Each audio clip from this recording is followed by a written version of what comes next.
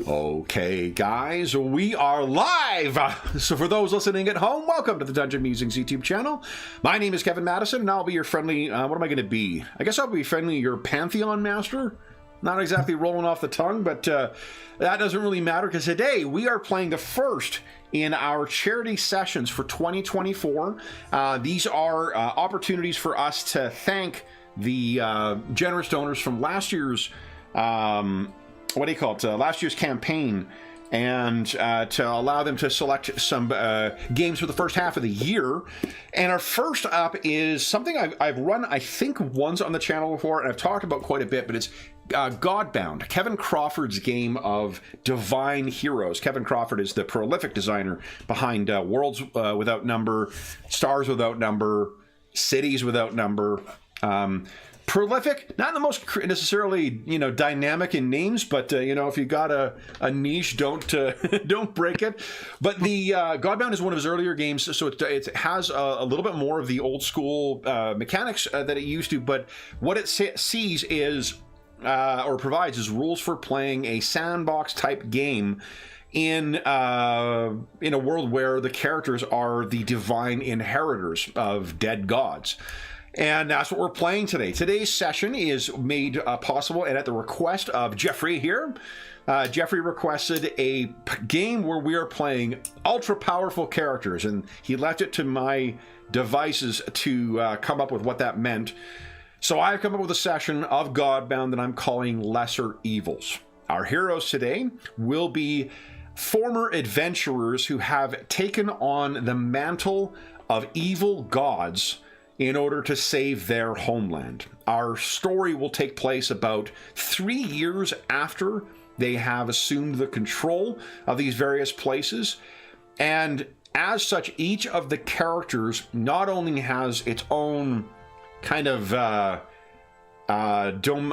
specific domains of divine or godly power, they also have a location that they in the nation that they have taken over and influenced. So let me introduce you to the stars of the campaign, and they will in turn introduce you to their gods. And let's start with Dave. Who are you playing today? Oh, Dave, you might be muted. Haha, I am muted. Cheers to Mo. Yeah, cheers to Mo indeed. I am playing Zygmunt the Terror, a dragon of fear and fire who governs over Berzova, also known as the Lair of the Dragon, and a city there with... it's nice and warm. We'll just say that. Well, tell us a little bit about it. We do need more specifics of it. Tell us a bit about Berzova. Okay, well, it is a... you know what? I was going to pull up the Discord and I did, so I'm going to pull it up now. Sorry. That is okay.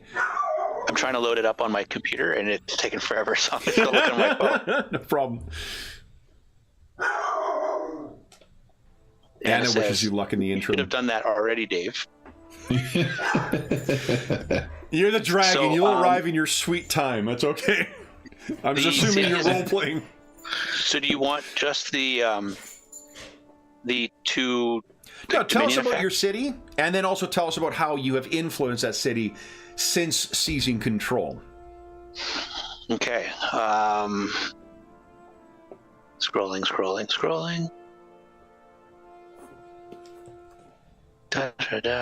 Sorry, I didn't realize we were going to be using this piece, so scrolling. Is anybody else ready? You want to go with somebody else? Nope. Damn cat.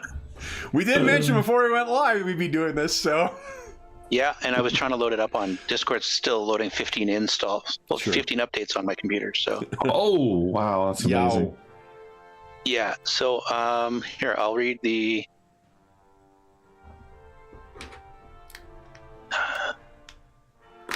Okay.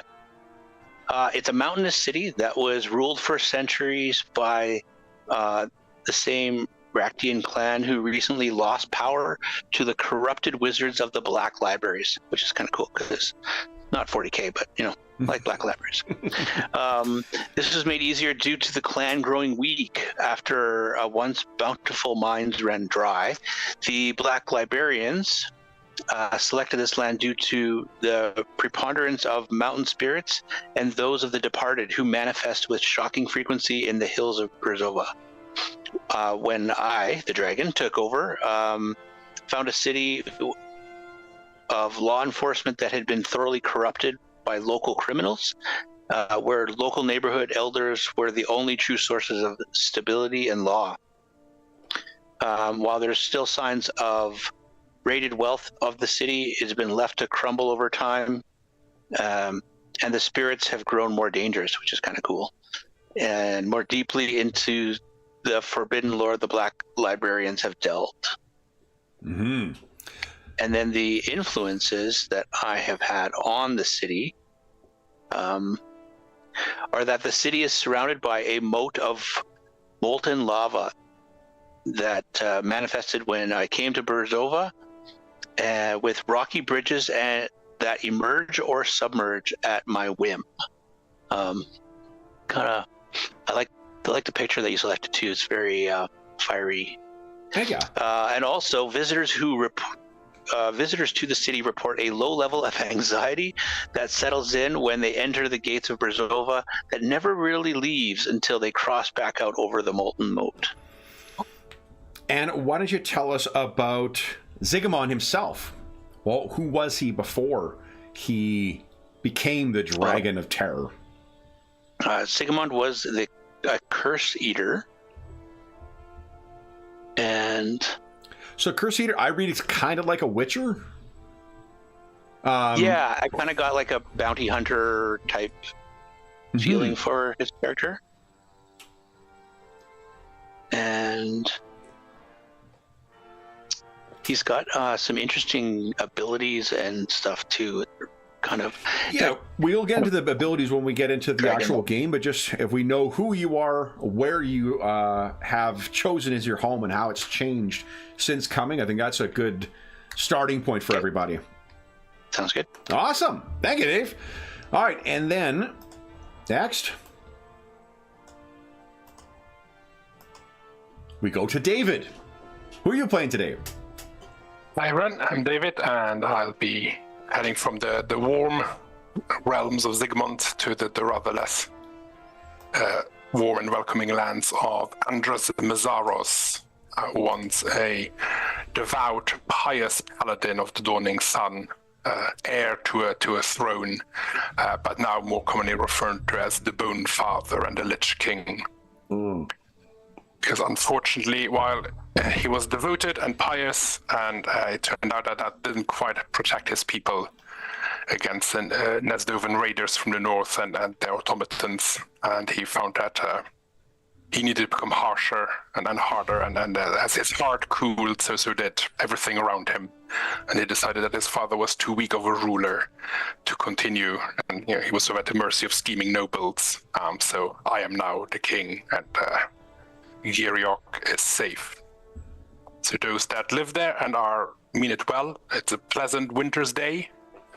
Those that don't mean it well find themselves in the worst winter they have ever encountered, a sort of centennial, once every millennia winter that has no end.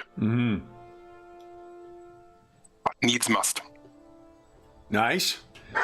Anything else about Gyrock?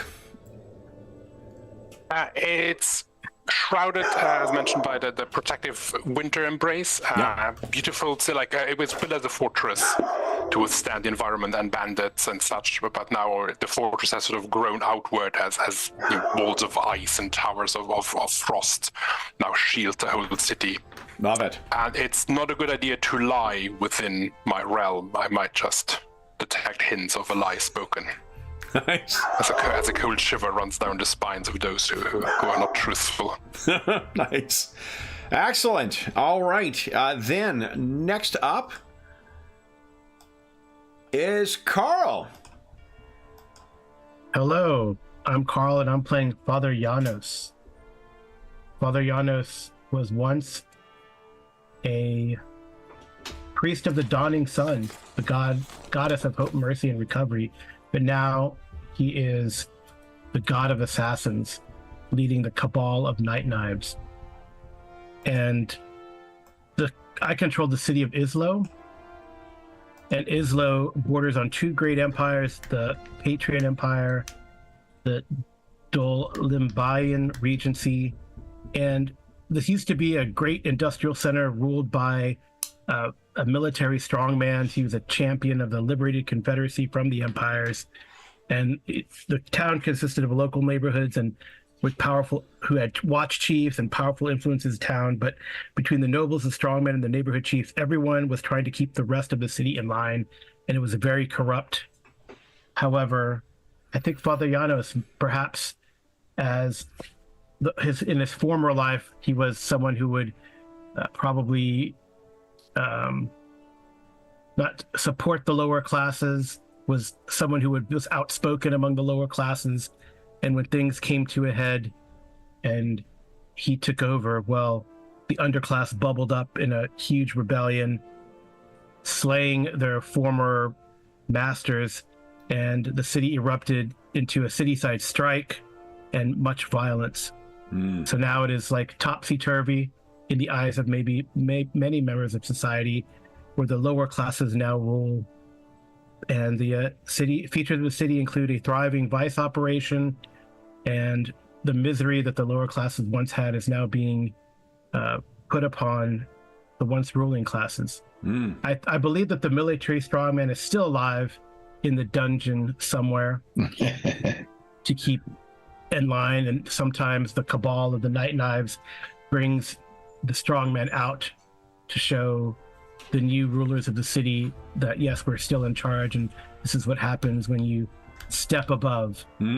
Nice. So some features of the city, and actually in the Father Janos keeps things in check, because all the power players, including the strongman, still probably his secret still being extracted. The nobles, what's left of them, and the neighborhood heads all share their secrets with the murder monk. And the murder monk also knows that is Father Janos' new title, when and all the particulars of murder plots and of all inhabitants in Islo. He is a god of assassins after all. And these are murder plots, large and small, elaborate conspiracies to violent eruptions after a night of drinking. And also, because of that, night always seems to come earlier in Islo, and it lasts much longer. Nice. Excellent. And then last, but certainly not least, is the man of the hour. A little bit of play on words there. Birthday guy? Jeffrey! The birthday guy? We also... Jeff, what are you playing today? I am playing Lady Blanca Sabo. She used to be just a simple rebellious noblewoman and a scholar with the Black Academies, but now she's taken on the mantle of the Time Witch, and she's moved to the coast and taken over a little coastal city called Krasna, and it's a very welcoming city, and there's lots of trade there. Used to be run by powerful merchant princes, but now it's run by me.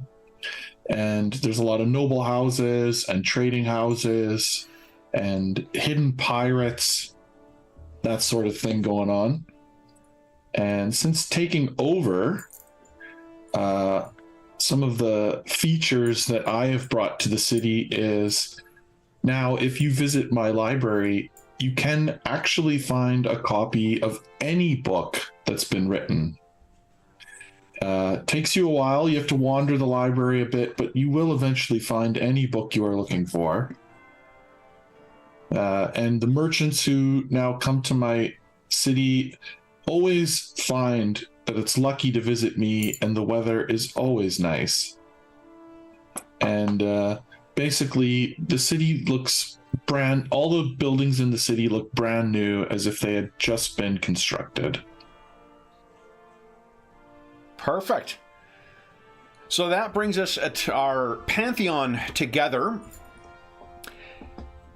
Guys, do you have any questions for each other about we were all adventuring together at one point? You were all adventurers at one point, and there was something where the Racting Confederacy traditionally has been the home of your folk.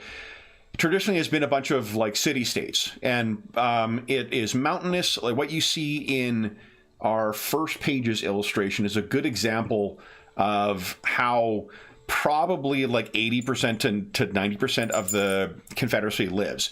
Small communities, woodlands in or heavily wooded mountains or hilly areas. And there are two major empires on one side and then another aggressive expansionist power on the left side, or I mean east and west, I guess, of the map. And it has been sort of a playground for those armies for years. Both the two empires, the Patrian Empire and the Dulanbai Confederacy. Dulanbai Confederacy, is that what it's called? Supremacy? Regency, thank you. And those are, you can kind of think of as a quasi, Roman Empire inspired nation and a quasi Imperial China inspired nation. They have been using this as a playground for their proxy wars for centuries, for as long as, almost as long as those empires have lasted. And then you likewise have on the far side, I think it's Nezdova. Is that right? Yeah, Nezdova, which has these crazy, like magical robot armies that they can use to invade. So they've been raiding in here as well. One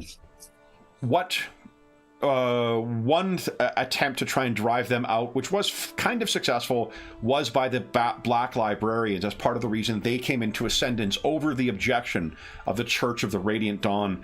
And that was to summon just terrible fucking creatures and make it basically a uninhabitable place for invaders. The trouble is that they didn't necessarily have control over all those creatures at all times, so it made life very bad for the people who were here.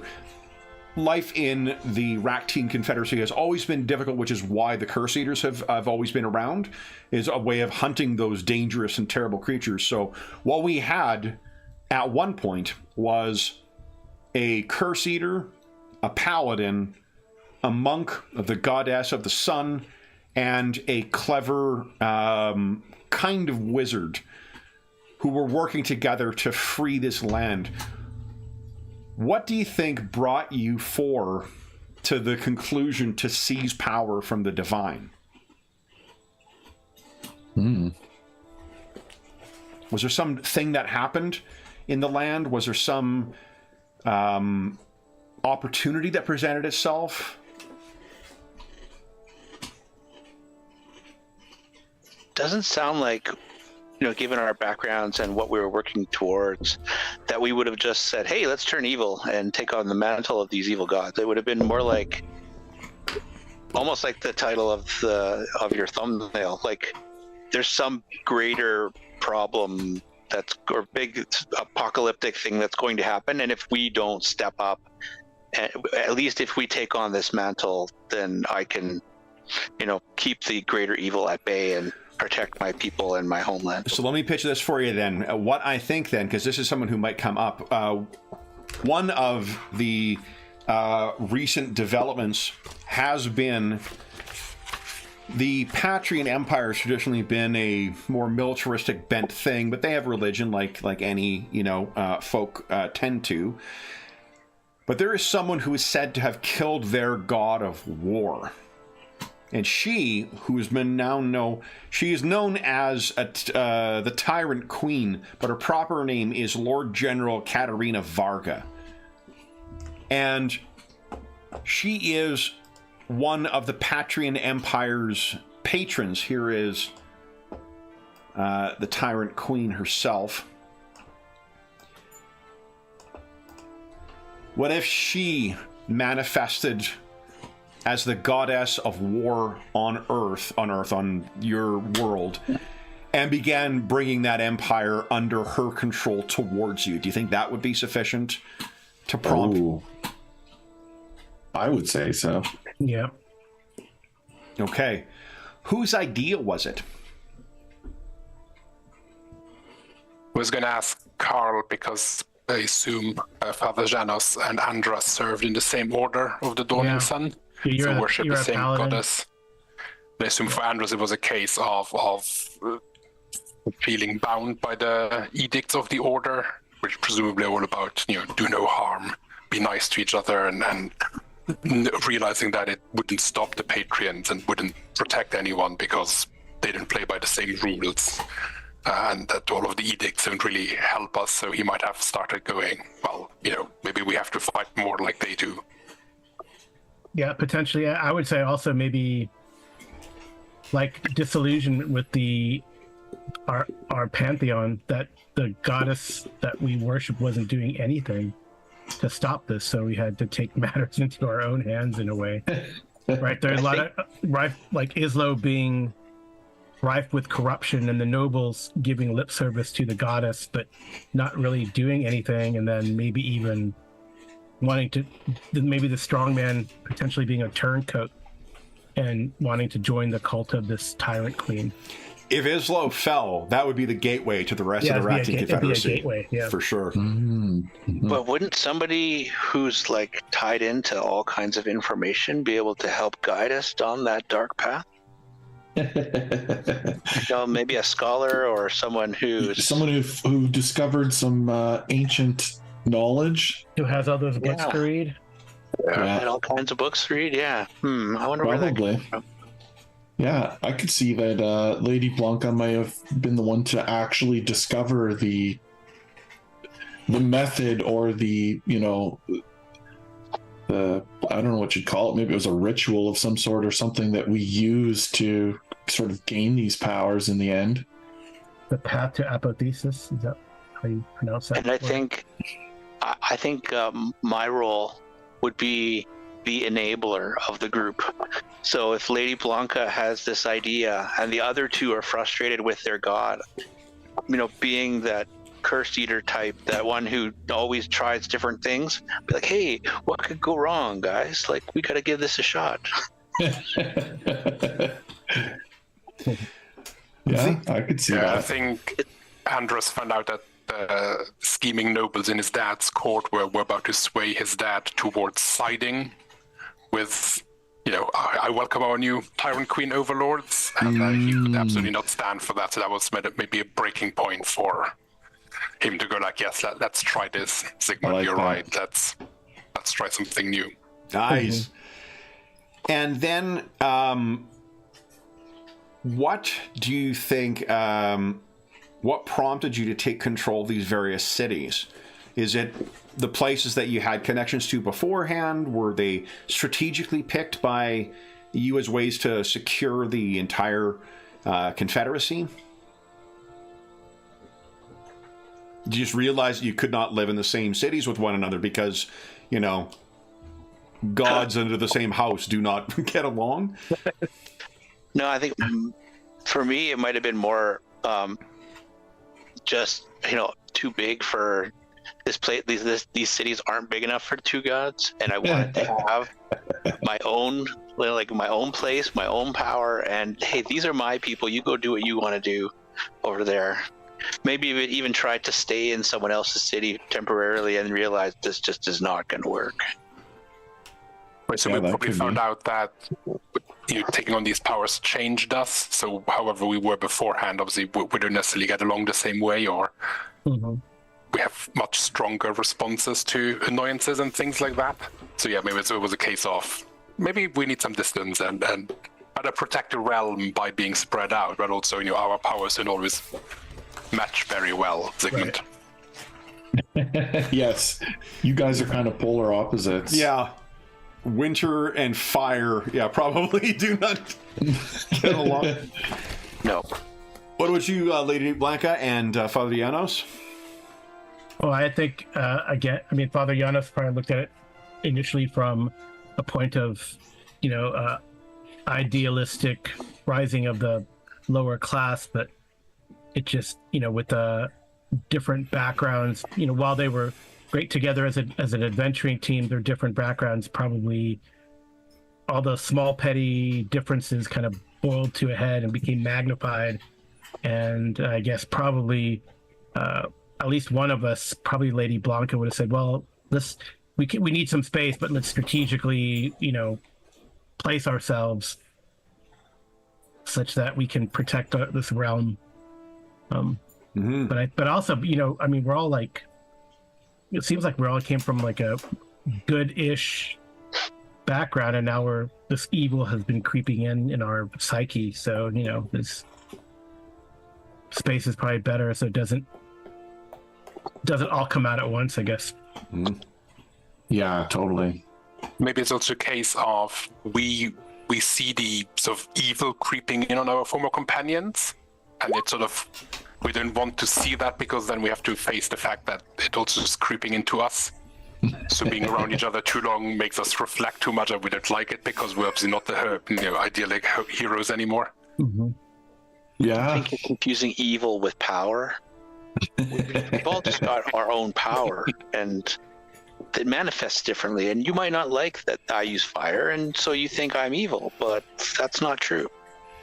But look like in Isla, it's become perverted in a way, right? So yes, the lower classes rose up, threw off their oppressors, but now there's vice everywhere. And are they happy? They may be free and full of anarchy, but they're probably still miserable.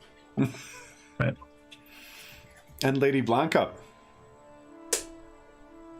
Yeah, I think it just made sense for me to move to the coast once we sort of spread out, and where does the information flow the greatest? Where there's an influx of people and outsiders, and just a good opportunity to, spread my influence.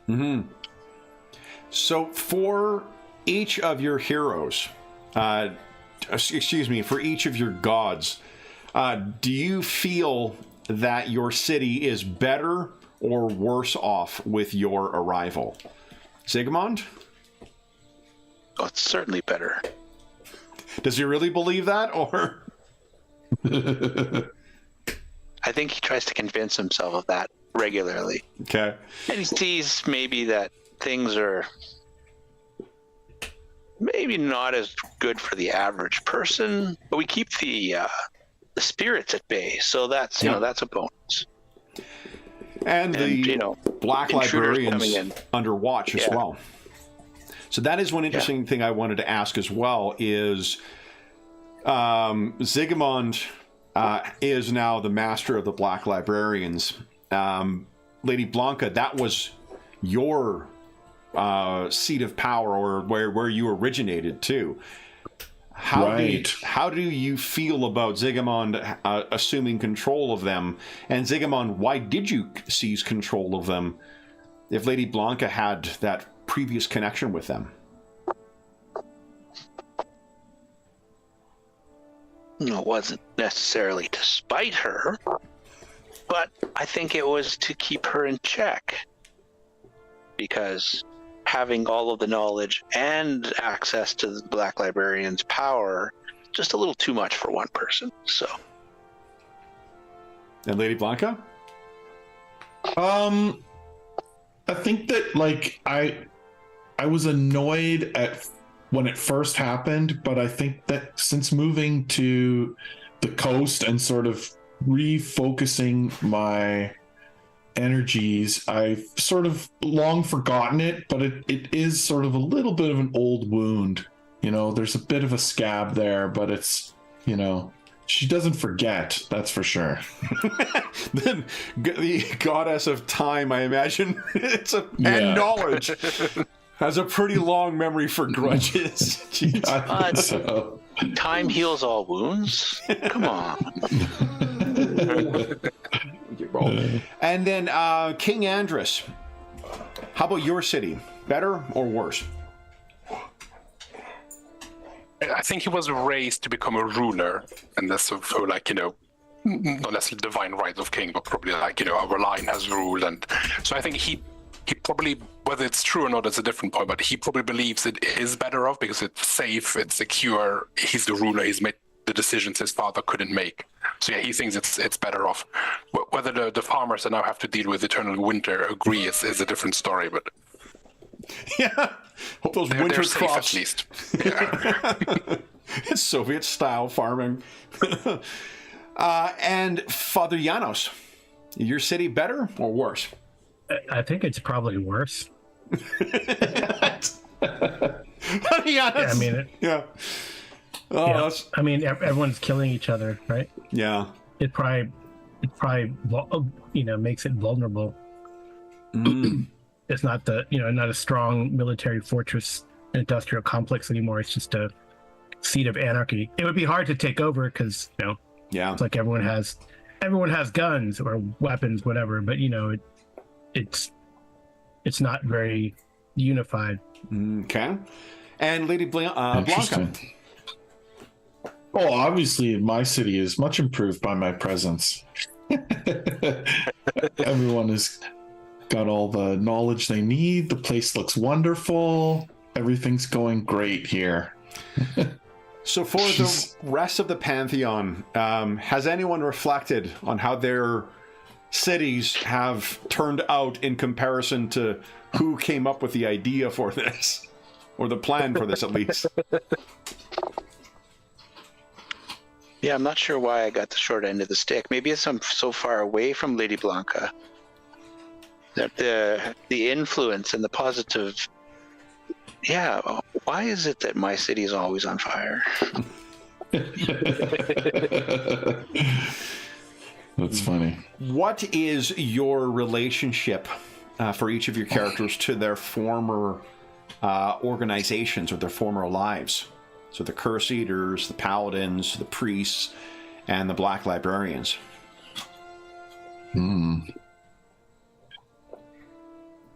I would say that, probably in Islo, the Priests of the Dawning Sun, having been associated with nobility, it's probably like a heresy.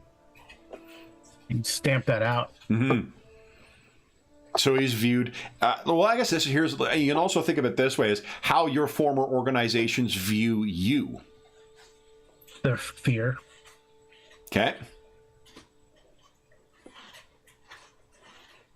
That's for Father Janos. Yeah, I assume it's the same for Andres. Presumably, his former paladin buddies are now all out to stop him somehow or redeem him, or redeem the order, having sort of let one of their own fall. And I think, in a weird way, Andres agrees with them on Father Janos. Because Andres has done the right thing for his people, right? But Father Janos went from worshipping the dawn and life to being all murdery and night, which is almost like a perversion, whereas I've just done what is right. So maybe sometimes he has this sort of it's a different level of inversion of our former lives. Yeah, which is interesting. It was all about stopping hypocrisy, right? Yeah. In our mind. Well, the interesting thing is because you guys were so close, presumably before all of this as well, right? Yeah. What about Zygmunt? How does he feel, or how does he feel about the Curse Eaters, and how do they feel about him?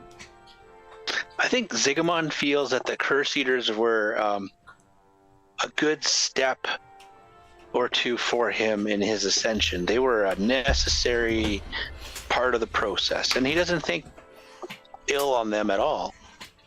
But I think the Curse Eaters look at Zygmunt as a cautionary tale to those who do not heed the warnings of, the corruption that comes with power and things like that. And so it's like, now they bring on a new Curse Eater, and one of the first things they tell him is the tale of Zygmunt and how they, should avoid or listen to the masters and not fall like Zygmunt has fallen. And what about Lady Blanca?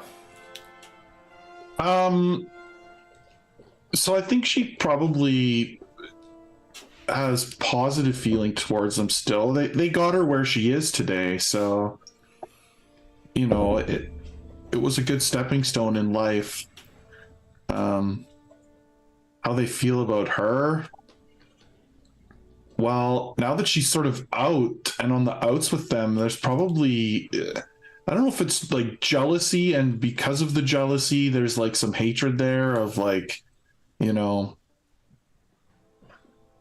I now have a library with all, you know, every book in it. So it's sort of like, I don't need them anymore. And other people maybe don't need them the same way as they used to a little bit. So I think there's, not the best relationship going on there. That's for sure. Okay. So in the 3 years since you have settled into each of your respective cities, obviously there have been some supernatural or metaphysical changes to them, in addition to, you know, changes to the temporal or non-godly world. What I'd like to hear about is your goals, if you have any, for the city or for yourself, and your biggest concern for yourself or the city or the country. Now, you can do one at a time if you'd like, or you can tell us about both.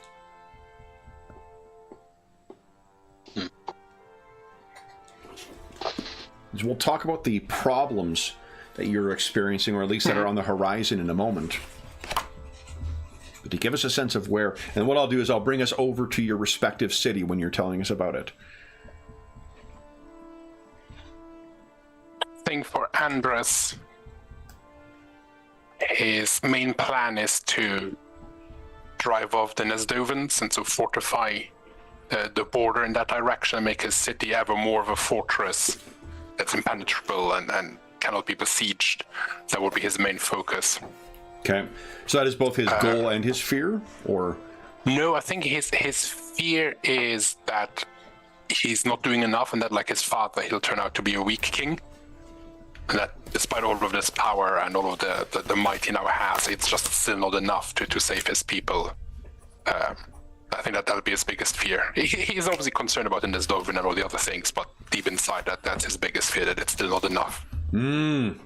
If only you could just, you know, freeze everything in place and perfect, you know. Exactly. Okay. Eternal winter all over the world. Anyone else have any thoughts on their goals or their fears? Oh, Carl, you're muted, but I'll bring us over to Islo. I think as a Father Janos, I mean, still has this. He's holding on to the idea that, I don't know.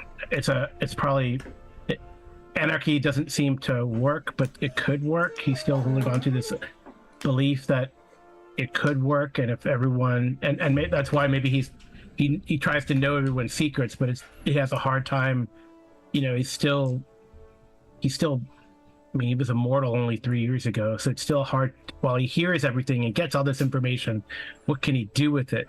And he definitely, it's just uncontrolled information about all these plots and all these thoughts that people have, and which one do you act upon? How do you do it? How do you control this? But then if he becomes in control, then isn't the opposite of what he wanted to do, which was to have, everyone be in control. So I think he's at like conflict with, that's his concern, is that he's just gonna go back to his dungeon with his piles of books. It's not the grand library that Lady Blanca or Zygmunt have, but he's read every single book, collected all the books of the nobles apparently that were overthrown, and just he's a voracious reader. It's kind of interesting that a lot of us are involved in learning and books.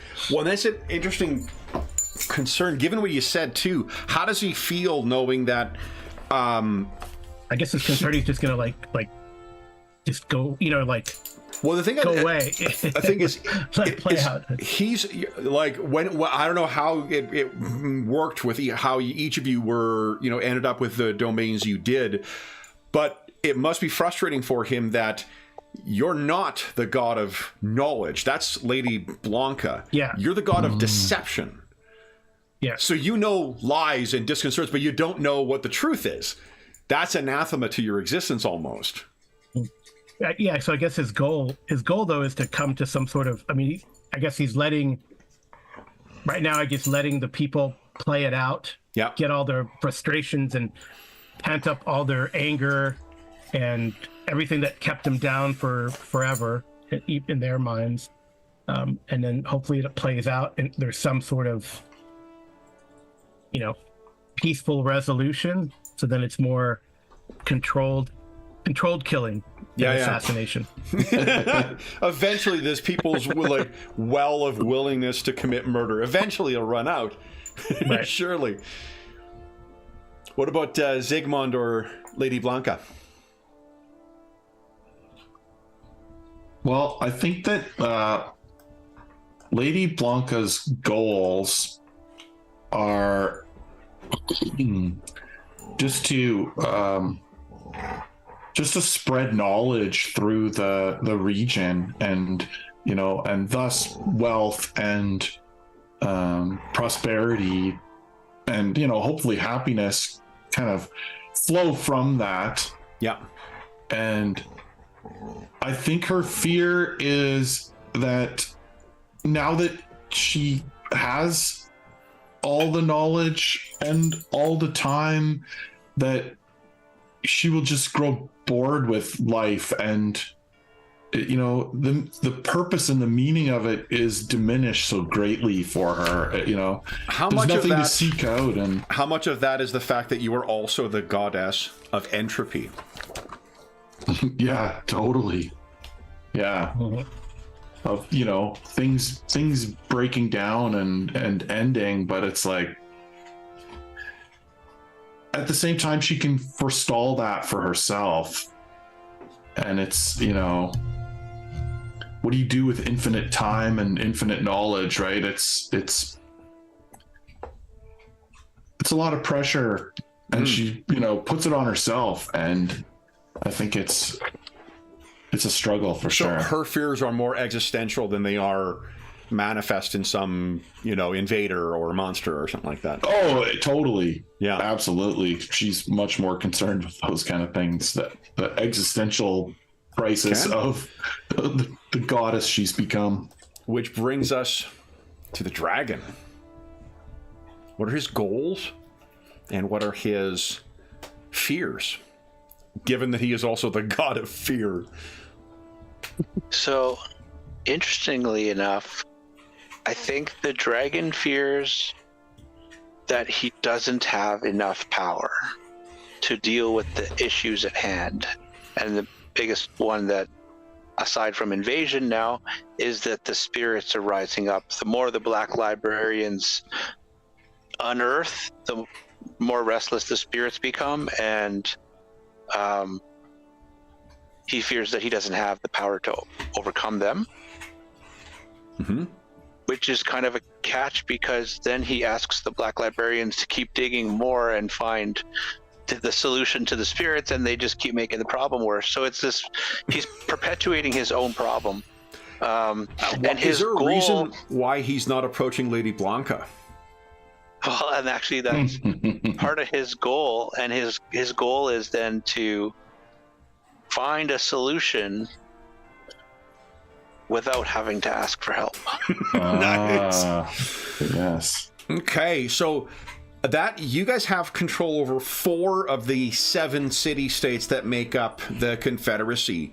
The other 3, 2 of them border on kind of each of you guys, and one of them or 2 of them border on 2 of your domains, and then one of them is sort of off on its own. Krasna there, or Krasna, Lady Blanca, Orsova on the coast a little further down, that is the rival trading to you. So I'd like you to consider how you've changed that, or how you've approached Orsova in the last 3 years. I think prior to you coming in, Orsova was the more prosperous of the 2 border or 2 coastal cities. And then the other ones, there is Drinkova, which is sort of between Berzova and Gyrok. How are you pronouncing it, David? Sorry, Gyrok? Gyrok is probably fine. I've been wondering how to pronounce it. Okay, yeah. all morning. I was like... So there is one that is between the 2 of you, the Dragon and the Lich King. And then there is Felak, which is between the Murder Monk and the Dragon. Felak is going to have some qualities similar to Islo. It has the benefit of a river, though, so that probably sees more trade. Drankova is probably sort of similar to Berzova in the sense that I think we can say maybe that Drankova is the religious center for the church, because we haven't established at any of the other cities as being that. And otherwise, it's sort of central. It's got a couple rivers feeding into it. It's got a lot of resources, it seems, around it. So that seems reasonable to me that if there is a place that sort of acts as a heart of the Racting Confederacy, maybe it's that place. Have either or have any of you guys reached out to influence these places at all? Do you have members of your cult who have extended influence there? Do you have plans for any of these locations? Let's see. I think for Islo, he's probably had the Cult of the Night Knives start putting out feelers there. Perhaps he has reached out to Zigamond, that perhaps that fella could be the city of fear and murder. You know, let's divide it up. Yeah. Take control of it. What I've done with Islo, but bigger. Right. That's awesome. Well, more control. This time control. You can control the murder. Right. You can cause much fear. Right. So that could like be a that could be a possibility. Okay. I think also, I mean, if Drankova is the seat of the heresy that Father Janos is promoting, right? Then Drankova would be it would view you there's as no cult heretical. of us, right? It would be. Oh yeah, each of you guys would have cults as well. That's how you gain power. Right. No, but it would be Drankova would be the seat of our former. Radiant Dawn. That needs to be raised to the ground. How does Andrus and Zygmunt feel about that? Because that's the one that it borders on the two of you. I think what Father Janos means is it has to be strengthened and brought into the fold to be a bulwark against our enemies from the north. So we probably have a disagreement about that. Yeah. Which is another thing that would play in interestingly to your previous relationship, right? Because you both came from the same church. One now wants to seize control. One wants to fucking wipe it out. Right. What about Lady Blanca and Orsova? I think that just, by the very nature of her existing there, her cult has sort of reached out to Orzova a bit, and maybe there's some like small little satellite, footholds of her cult there. Mm-hmm. The goal would be with them, though, is to just keep the peace and keep the trade flowing and, sort of help strengthen our little country area by having good trade with them. Okay. So she sees it as sort of her role of the group of gods to, bring wealth and strength to us. Okay. So then, last thing before we start talking about what's happening now, or at least what will be happening, is if you could tell us a bit about the nature of your cult. Are your followers of a specific type? Do they fear you? Do they love you? Is it an evangelical thing, or do you wait for people to come and desperately ask to join?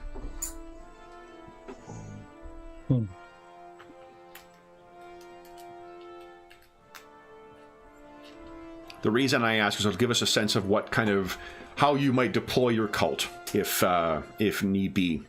I feel like for Lady Blanca that people seek out her cult, as it is a place with a seat of knowledge, that just naturally the curious will arrive and sort of, fall into the cult. I don't think she has to go out and seek people or really push to find followers. I think I see it more as, the library has a lineup to get in more than trying to find people to come spend time there. It's, Yeah. It's busy. People constantly showing up with gifts and whatnot, trying to gain access. Right, exactly. Yeah. Trying to gain my favor and be given access to the library. I don't know. So for Father Janos, I believe it's like probably fanaticism and devotion, but then no one knows who he is, right? So it's a cell structure, because that's the idea, is to spread lies and secrets. So which is so Father Janos is like the boogeyman. Yeah. Right. Well, referencing it as a cell structure is a fucking great double reference as well to his former monastic life, right? Yeah. Yes. Okay. Yeah, so they don't know who he is, and he probably does like walk around town, and no one knows that he's the murder monk. Yeah. And he checks in on his cells by the new recruit or through fear, right? And I think because of that cell structure, it's very, again, kind of leans into the anarchy of Islo, is that each cell leader arriving there by lies and deceit and all that, runs their cell their own way. Yeah.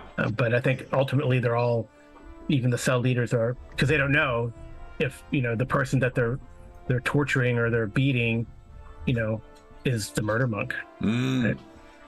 Okay. So it's also illusions, and since power too, right? So yeah, you guys are illusion. extraordinarily difficult to kill. That's an interesting question. Has he ever been, not killed necessarily, but has anyone tried to murder him at any point? I think maybe I don't. Do you think we reached apotheosis before or after we took before we took over these cities? Right? After. You would have taken over these places afterwards. Yeah. I know. So we became deities and then took over, right? Yeah, you became deities. Yeah, exactly. You became gods, and then you. Yeah. So I think he probably was like publicly executed, and that's why by the strongman, and then that's why he's like the boogeyman, because it came back. No, love it. Yeah. Okay. And now I think that's part of the, in a sadistic way, that's like he brings out the strongman occasionally, maybe at the old festival times, and almost kills him, and then takes him back into. Does he visit him ever? Yeah, he visits him to not exist. Does he visit him? Yes, he visits him to pry out secrets, and probably complain, and probably like, you had this place with your iron fist, why doesn't it work? That's awesome. Yeah. Okay. Yeah, kind of like like Negan in prison and Walking Dead, right? Yeah. That kind of thing. So what about the cults of the Lich King and the Dragon? I think Andros has two types of followers. The more numerous would probably be warriors, so drawing on his former paladin, warrior, fighter. So people that reach out to him to become stronger, harden themselves, and then take on the environment and any enemies. But then because of one of his side gigs as the Lich part of the Lich King part, he probably also has the cabal of necromancers. That is smaller, but possibly more devout and more dedicated than the warriors. Okay. Oh, I wonder how Zygmunt feels about you imposing on his domain of the evil wizard ilk. And then what about the dragon? What is the dragon's cult like? So, interestingly enough, I saw some duality in the creation of my cult. And it really serves two purposes. So, there's a group of, I don't want to call them insurgents, but they go around and spread fear. And so they get people to be scared of the necromancers and the icebound lands of the Lich King and of murder and being poor and all these things. And so they get people to be scared. And then my other group comes and recruits them because the power of the dragon is what's going to get you through. So, yeah, two separate groups, and you don't really know because they're not visible. I think he probably stole a page out of Father Janos's book, and he realized that if he tries to do everything overtly, that people will just run it from him in fear. Mm-hmm. So it needs to all be done in quiet, dark alcoves and alleys and things like that. Mm-hmm. Yeah. So I think maybe our phallic experiment will work. Definitely. Well, I think that both Father Janos and Zygmunt have the ability to step through aspects of their powers. So like Father Janos, I think, can step through shadows, and Zygmunt through fire. The downside is that Zygmunt is the size of a galleon and cannot shrink. So at least not without the expending effort in order to make those changes. But yeah, all right. So then we can craft illusions, so like people see in Felix, maybe we could be practicing this, is that that people think they see a dragon, but then it just becomes like a fiery mass of clouds, and that really it increases the fear, right? That we there's all kinds of fear. Yeah.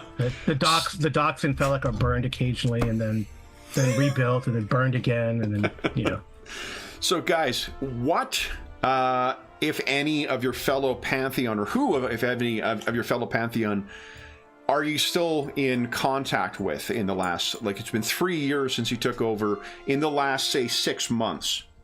Who have you spoken to? Who have you not?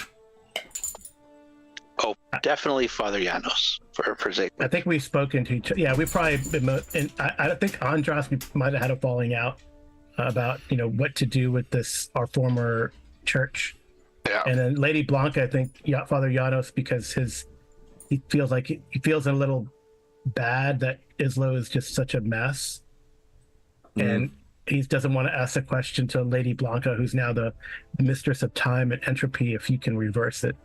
Can we jump back in time and do this again, or undo the like, what if it's like avoidance? It's like avoidance. Yeah, totally. Okay. Yeah. I mean, Andras is just like I feel like they'll start. Yeah, as good as friends as they could have been before, they probably were in the past. So he's like the monk to his paladin crusader.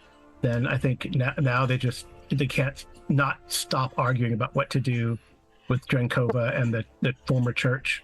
And I don't know. I don't know how Andres feels about us torturing nobles, and probably any paladin that comes into Isla is going to be killed and tortured, right? So yeah, I think he definitely feels you've taken it a step too far in the whole perverting our former, like he still has a bit of warrior ethos. He still clings to believe that he's doing the right thing, even if it's bad things, it's for the right reason. Whereas with you, he just thinks you're just gone too far.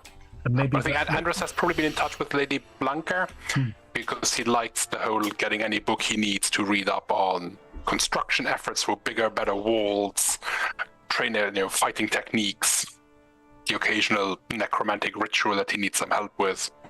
So I think he probably visits Lady Blanca every so often, always in touch with her. Interesting, yeah. Do we have a way of long distance communication when we're not in the same place, or will we have to physically visit? Janos does, but I don't know whether you like that. It's like he can speak in people's dreams. Right, yeah. Block number. I'm the god of lies, but you lie to yourself, Andras. Yeah, you can.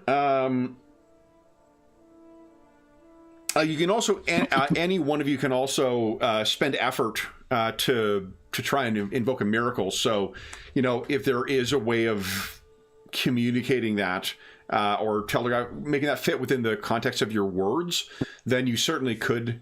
Otherwise, I think like Father Janos and Lady Bianca are likely the ones who can most easily communicate with everybody. The Lich King and the Fire Dragon of Fear, a little less in your, at best, perhaps it's nightmares. You might have a half-remembered nightmare where the dragon has made his will known.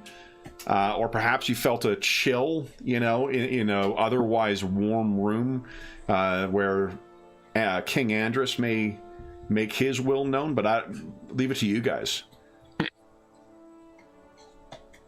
Some of you can more easily move between different places as well.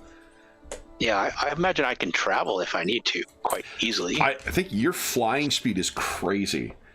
Like, Yeah, so I could physically travel without the use of like magical spells and incantations and items to oh yeah, you visit fly. Like, within a day, I think you can fit anywhere within the Confederacy because it's 100 miles an hour you can fly. Oh, wow. Now, I don't want to put words in your mouth, but I imagine there is an element that you enjoy of when a fire dragon suddenly appears in the skies above your rivals' cities. If that other coastal city is not doing as they're needed, they might see a ship or two burn on the way into the harbor, but just to keep them in check. So Zygmunt has kept in touch with Father Janos. What is the relationship between Andrus and Zygmunt? I think there is the mutual respect of you do your thing and I'll do mine. And there's not necessarily hostility. I understand fire and ice don't mix, but that's irrelevant. If we had to go to a large battle together, we would just try to be on the flanks of Lady Blanca's forces or Father Janos' forces. But I don't think there's a hostility there. Yeah, I don't think we've established clear boundaries of where, and then we realize we're maybe too different, but possibly respect each other in that sort of respects strength, and then, but yeah, there's a clear, obviously we don't mix. Yeah, definitely. And I think Zygmunt attempts contact with Lady Blanca periodically, and it's partly just to see if the wound is still festering or if she's if time does indeed heal all wounds, because she's got all the knowledge and he needs that at some point. So it's not necessarily, he's not trying to be manipulative about it, but it's more like, I'm not going to ask for help until she's like, finally okay with this stuff, because he doesn't want to deal with her wrath. I think Father Janos is trying to tell Zygmunt if he ever brings that up, you don't need knowledge. Knowledge is relative. And when are you going to raise Drinkova to the ground? Then let's reflect on the last allied act that this pantheon did, and that was 3 years ago when you drove back the tyrant queen from your borders. Why don't you tell us sort of what role did each of your Godbound play in that? You can picture she has marshaled a fanatical legion of soldiers that she was intending on marching on that. And every place she went, there were people who were joining her army, fanatically dying to serve under the Lady General's, Lord General, under her banner. Had she marched through it, she may have achieved what you wished for the Ractine Confederacy, which is to ally the entire place under one single ruler. How did you drive her off?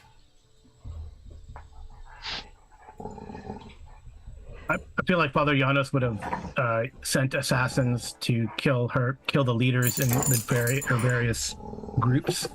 Yep. And to kill recruiters, kill leaders, stuff like that. He would have. Okay. And the dragon would have gone after her supply chain. Okay. Try to keep them weak and hungry and vulnerable, because then it's hard to stay warm. And it's indeed. And Andrus would, I think Andrus would have done the thing of just unleashing the Fimbul winter on her armies and slowing them down and getting them cold and hungry, and also adding his lich aspect of anyone that gets slain will just rise up again to fight once more on the right side this time, regardless of their previous allegiance. Yeah. Wow. And what, Lady Bianca?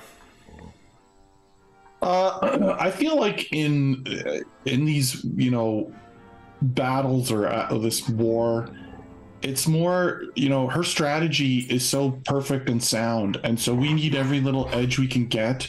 And I think it's the sort of, the small reversals of time, like, oh, that was a misstep. We fell right into her plan, and, sort of like pull time back and change our action because her strategy is so strong that, like, we need just that little edge to sort of stay one step ahead of her. This may be why you assumed entropy in addition to knowledge and time, because the breaking down of things, right? For the way to get around a flawless strategy is to introduce imperfections, flaws into it, right? Yeah, for sure. So with 4 of you having driven her off, she was not killed, but she was... Do you think we confronted her? Do you think we would have confronted her, like, face to face? If you think so, yeah. What do you think you would have... I think we probably, in the end, if her armies were... If it was failing and her armies were crumbling, we couldn't kill her necessarily. What did you give her an ultimatum, or did you actually face her god to god? Well, I think we might have faced to God, but she had one last stratagem, the sort of in case of, and on the way out, and therefore we tried to defeat her, but we just couldn't because she was still, despite all of our best efforts, at one step ahead of us. Yeah. And maybe at that point it could have been too costly to turn back time enough or something, that we had to result on more mundane manners. Yeah, and if you overcome her. do have godly power, but you are demigods technically, so you have limits to your... Exactly. I was going to say, it is very limited. It's very, we can't undo things. Actually, I think that, like, one of the weaknesses is it can't undo death. Right?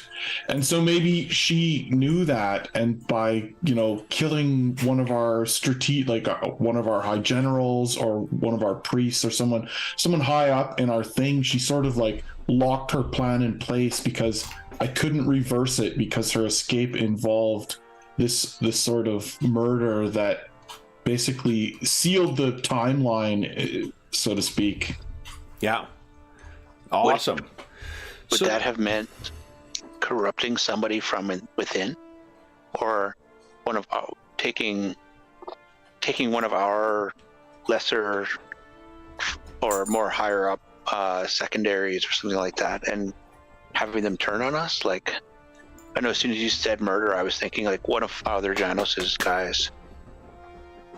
I don't know. I think that if we can't cheat death, an ultimate escape for the Tyrant Queen, since it's hard to actually kill us, is to embrace martyrdom and then be able to make her escape that way to come back at a later time.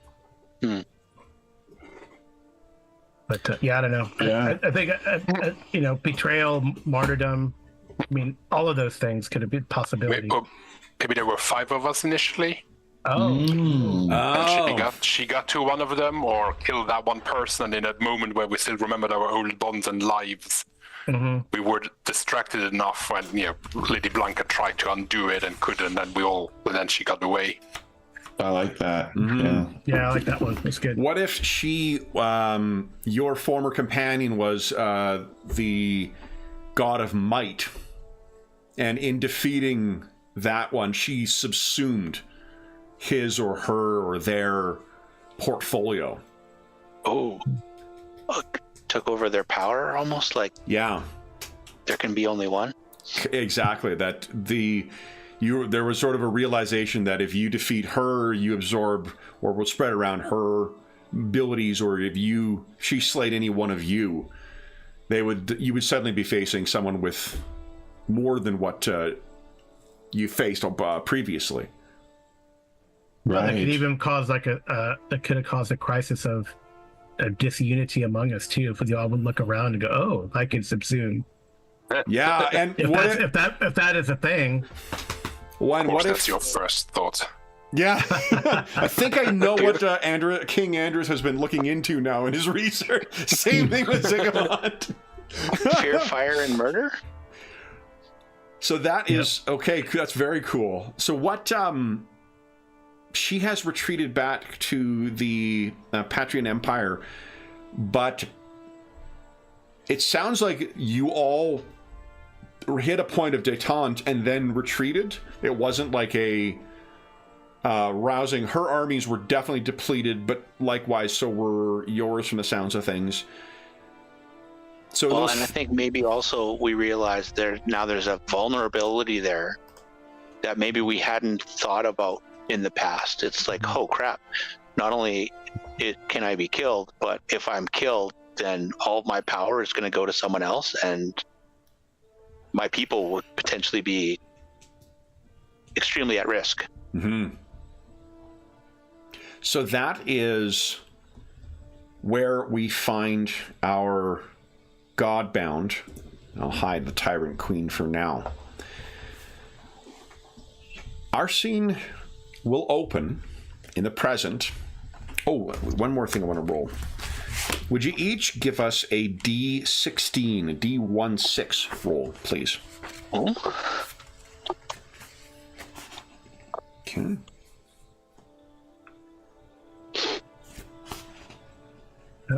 I guess Lucky 7.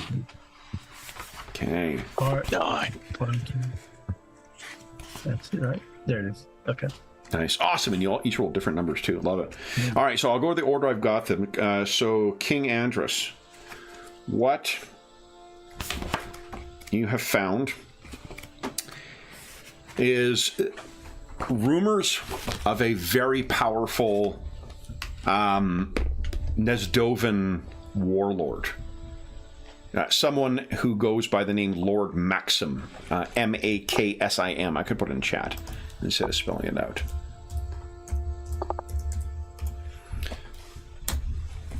I don't know why I've got the apostrophe in there. I think I hit that instead of enter. Lord Maxim is, or I should say, Voivod Maxim is seeming to put together an army of all of the automatons, something that would not be subject to frostbite or to frozen lungs or to any of the other more vulnerabilities that would otherwise afflict the living. That is something that you have heard is beginning to marshal on your borders.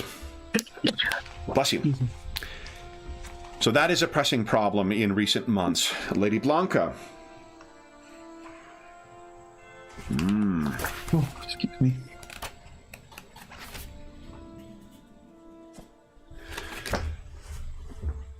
Outside of the realm of perfection, let me go to your domain while we're talking about this as well.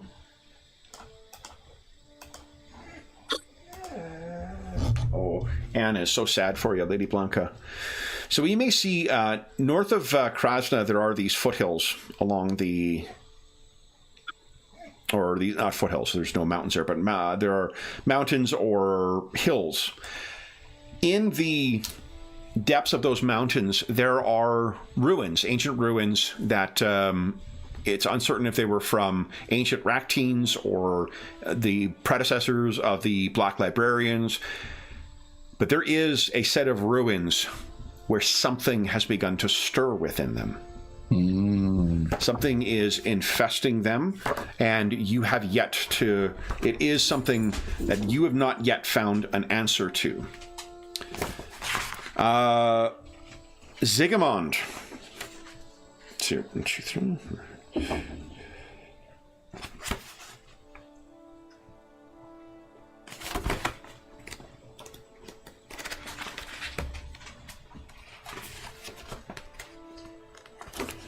Oh.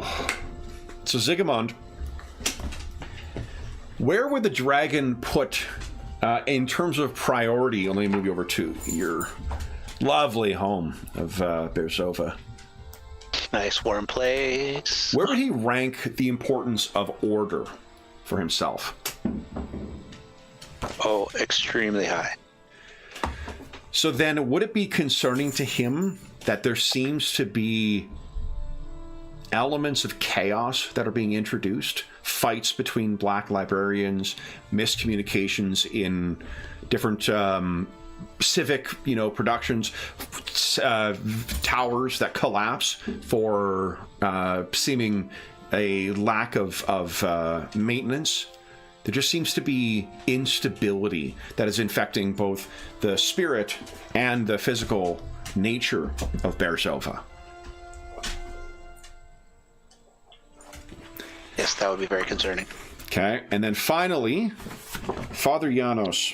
Mm-hmm.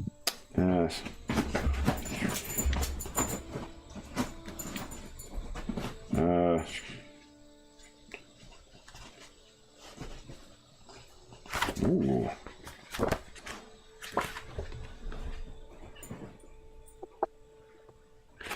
Father Janos, Islo was recently afflicted within the last month with a catastrophic earthquake.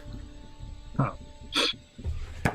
So a city already in chaos, let me bring us over to Islo. Now suddenly even more chaotic. So this is a problem that has recently afflicted Islo as well. The beautiful blackness of Islo's early and long nights disrupted by fires burning from collapsed buildings and so forth. So this is what is going on in each of your things. You can tell us what is going on when we go to each of you individually. And while you are gods, you do sleep. Or you're not gods, you are God-bound. You do sleep. And this evening, do you guys think this is finding us in the spring, the winter, the summer, autumn? What time of year are we checking in on our pantheon? I'm thinking fall. Okay. Sounds good. So the time of change is coming in.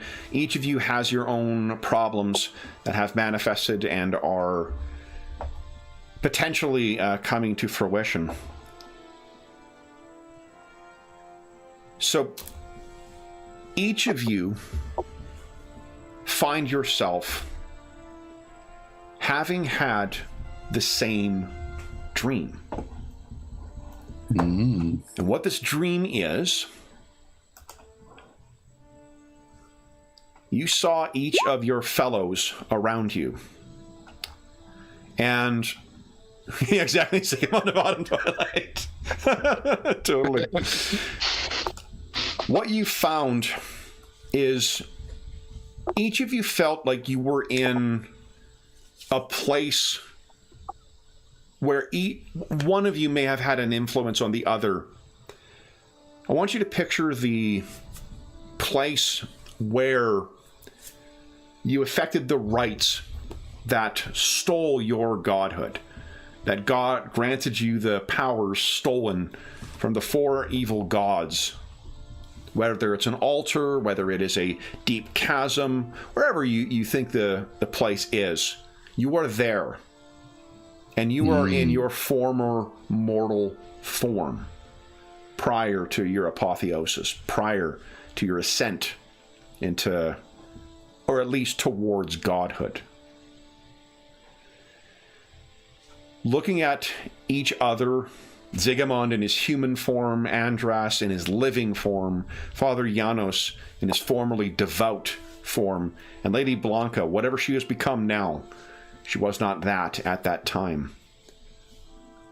But towering over the central altar that had been the central place for you, through which you enacted your plan, this stands.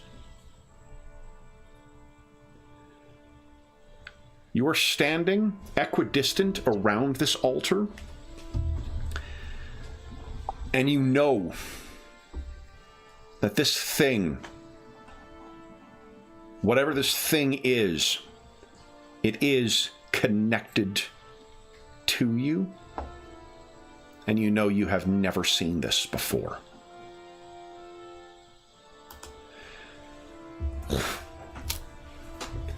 I'd like you to tell us how each of you awaken and where you are.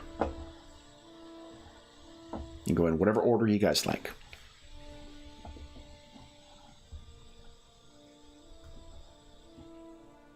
I think. Well, Go on, Carl.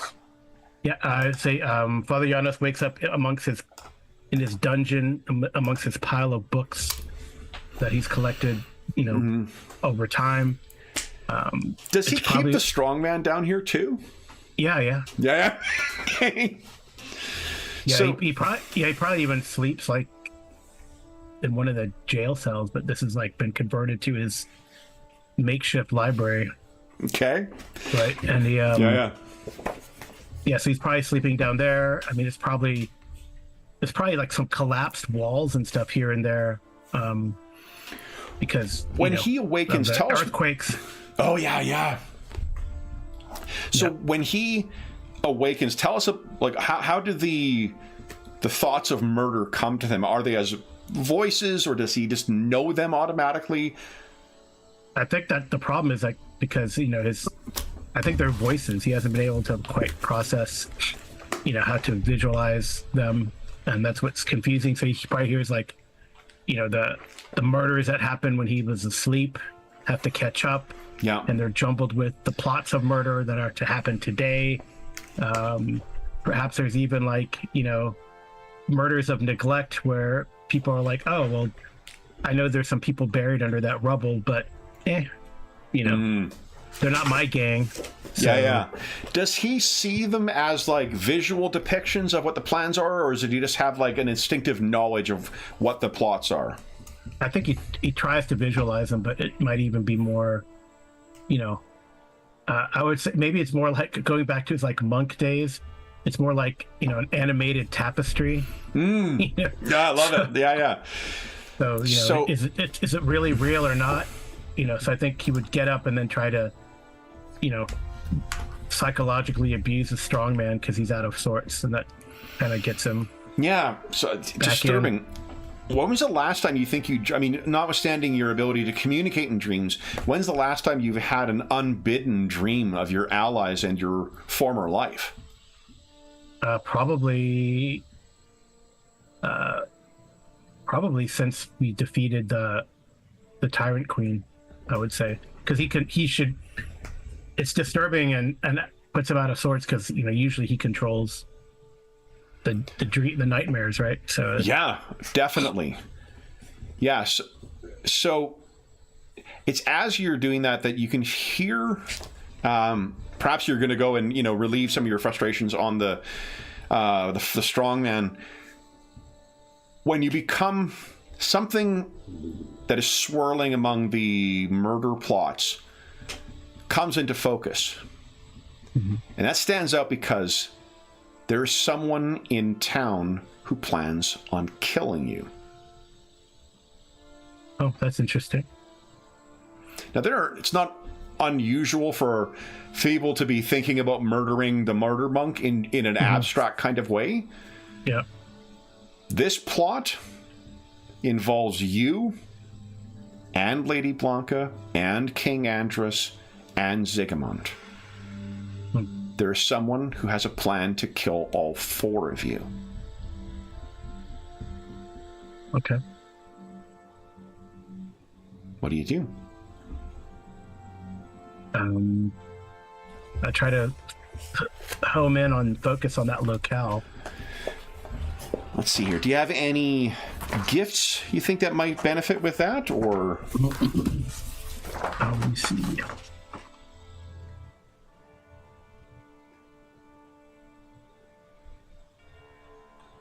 It's within a mile. I can actually commit effort to the scene and go there. Yeah, you could. Or I can't do anything now, but I could spy on them when they go to sleep Why don't you... in their dreams. why don't you give us an intelligence check? Let's see if you can focus your godly power. You could also commit effort to... Oh, do you guys see your tokens have bars or not? Oh, no, they're all... Not on this page. Not on this they're all page. fucked up again. Okay, hold on. Here we go. So yeah, I'll roll intelligence. Is that what it is? Yeah. I have other stuff on the second page. I forget. You could commit, like, you could do something like, if you want to make use of a miracle, you could commit effort for the day and make use of your murder word to focus on a murderer. Like I think using your godly power to learn the identity of a murderer is not an unreasonable expression of your godly power. Or you can give us an intelligence check and try and just focus your attention on that. Yes, I wanted to do. I think that's pricing. Darkness. Okay, so sorry, which are you trying? Do you want to make a roll, or do you wish to? Yeah, I'll make a roll. Yeah, give us an intelligence roll, please. Just there's a dice right to the right of intelligence. No modifier. Success. So you can easily tell us how you're kind of focusing this. Are you looking into a mirror of sorts, or are you just? Is it your tapestry as you're picturing? Yeah, he probably has like either a poetic map of Islo, or even like I'm sure like some of these nobles were decadent enough to have like a fancy tapestry of Islo made. So he goes to that and he kind of focuses in, and like things actually move on here. Yeah. Maybe they're shadowy, but things actually move on here, and he's trying to look like top down. So perhaps with a success, you see a small, like, bloody mark moving out from where the murderer, or at least the would-be murderer, is located. Okay. What would you like to do? I probably want to go talk to this person. I don't know. Talk to this person now. Let these guys know. Maybe talk to this. I'm gonna go talk to this person now, I think. Okay. He feels confident in his city, right? Yeah. So he's gonna use that shadow step or whatever. Yeah, so you commit effort for the scene. Mm-hmm. As you step out, what you find... Road of shadows. Nice. And then I subtract one effort from here, right? Yes, please. And then what does it look like as you step through? Well, he steps through... Well, it's not changing. That's weird. Okay, I'll just put 4. It could be here. Let's here. It's not changing. Oh, yeah, it's not. What the... I go here. There it is. I just went into the cog. Oh, so okay. So it kind of... I mean, there's dark shadows in this dungeon, right? So he just kind of looks at the tapestry, looks into the corner. He becomes a shadowy substance, and is kind of...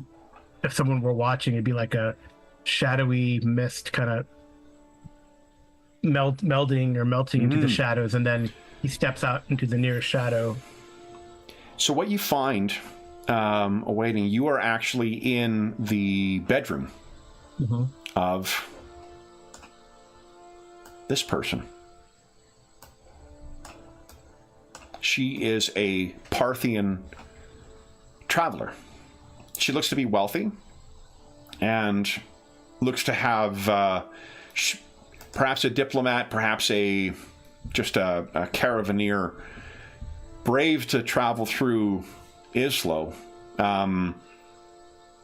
She's staying in really kind of one of the parts of the city that had lower buildings, was not as affected by the earthquake as what some of the other areas were. But she seems to be utterly unaware that you are there. In shadows, people don't see you unless you wish to be seen. Yep. So is this like her bedroom? It's her bedroom, yeah. She seems to be up and kind of moving around, getting herself ready as if she's preparing to leave to go somewhere. I think he's about shadows and hiding. I don't think he's going to confront her. That's not his thing. He's going to stick to the shadows and observe and see where this goes. So you see, if you, depending on how far you follow her, she gets herself ready. She speaks to others in the Patrian tongue, but you'll understand that with no difficulty. They're preparing, it seems, to leave, and they are heading to Orsova, is what you pick up from their conversation. Mm-hmm. There are other Patrians with her. She doesn't talk all that much. She seems to be the one in charge. They're like leaving today, is that? They seem to be packing up and getting ready to leave, yeah. I think he wants to test their capabilities, so he's going to send out a message to the nearest night knife cell. Yep. And have them assault them before they leave. Yeah, why don't you, let's see here. Give us let me ask you this. Do you wish for things to be in favor for the Night Knife? Do you want them to win, or do you want them to lose? Because you could spend your influence to set up the situation so that they would be guaranteed success against this relatively small group. Yeah, he is about deception, so let them win. Costly, but let them. This woman should survive, but let them win at cost. Let this group win at cost. Okay. So then you can reduce your current influence by 1. What is it that you think you... Is that the green thing? No, that'll be on your character sheet. It'll be on the top right. There's effort, and there is influence. Okay. Influence is changes to the setting. Effect is sort of more instantial changes. Okay. Oh, how do I... So if you put down under spent... Oh, hold on. Wait, why is that not changing? Okay, you can change that. Miscellaneous effort spent. I can change it where it says total, but... Yeah, I think it's under... Something like that. Let's see here. Faction. Let me see here. Oh. No.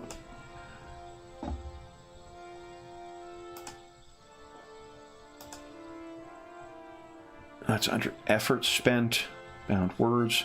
And the character sheet is pretty well regimented. I'm sure there's somewhere. Dominion spent. Confusion. Yeah, so the faction is something that you're spending your dominion on, not your influence. Well, it's fine. Well, we know you got 5 and you're expending some on here. Yeah. Mm-hmm. What's the way that you're setting up the benefit? Like, do they spy these attackers to give them a moment's warning, or? Yeah, there's probably the assassin attacks trying to hit her, but hits someone next to her. Then there's, the assassins come out and attack, and then there's a melee. What you see is that she and her allies are fearsome warriors. They don't make use of magic, but as far as martial combatants for mortals, very impressive. Mm-hmm. Do you do anything else to influence them before they leave? I don't know if there's a way to mark them. You could use a miracle of some kind. I don't know if you've got a specific thing. Although, you've got your speaker in dreams. Yeah. You've seen her now. So, yeah, I've seen her now. Yeah, that's probably the best way to do it. I mean, I could. I don't know how. I don't know if Father Janos is like that, though. I think he's vengeful.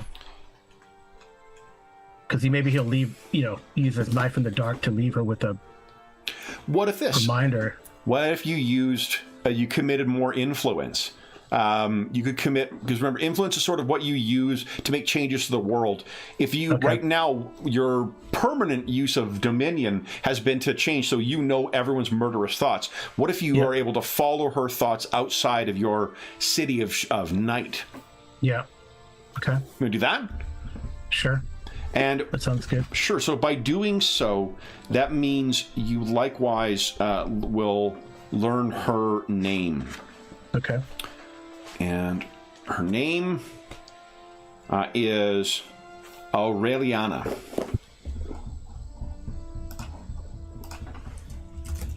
Okay. Oh, okay. Okay. Whew. Who would like to next tell us where they awaken from that dream of that giant fire creature? I think I know where Lady Blanca awakens. Yeah, where does she awaken? She is in like some kind of a tent or a structure like that she has had erected in the ruins, where she is looking for whatever is raised its head there. So she's got like probably a small contingent of her most loyal followers and maybe some soldiers or some protection and like a little retinue out there, and we're basically hunting the ruins. Who is the protection supplied by? By patrons? By honestly, I almost think it's like maybe it's the pirates actually. Okay. Yeah. She didn't want to sort of bring, if this turns out to be something ghastly or whatever, she didn't want to sort of bring any of the noble houses in on this or whatever. Okay. But the pirates will take money and keep quiet for their Does it trouble her that she's having this dream outside of her domain? Oh, absolutely. Okay. I mean, there's probably a bit of confusion of like, well, is this the thing that stirs? Like, I'm out here hunting it. Has it reached into my dreams? Well, how does Lady Bianca think, in knowing that she's seen her former allies, or when was it last that she saw her former allies as mortals? Yeah, it's probably been a long time, or quite a long time. I think it made her feel weak, like her old form was so frail. I guess she would feel frail in that form, and so it's jarring for sure. One of her divine gifts is definitely that she is ageless, right? Right. I believe. Yeah. Yeah, that's right. Yeah. What does she do, if anything?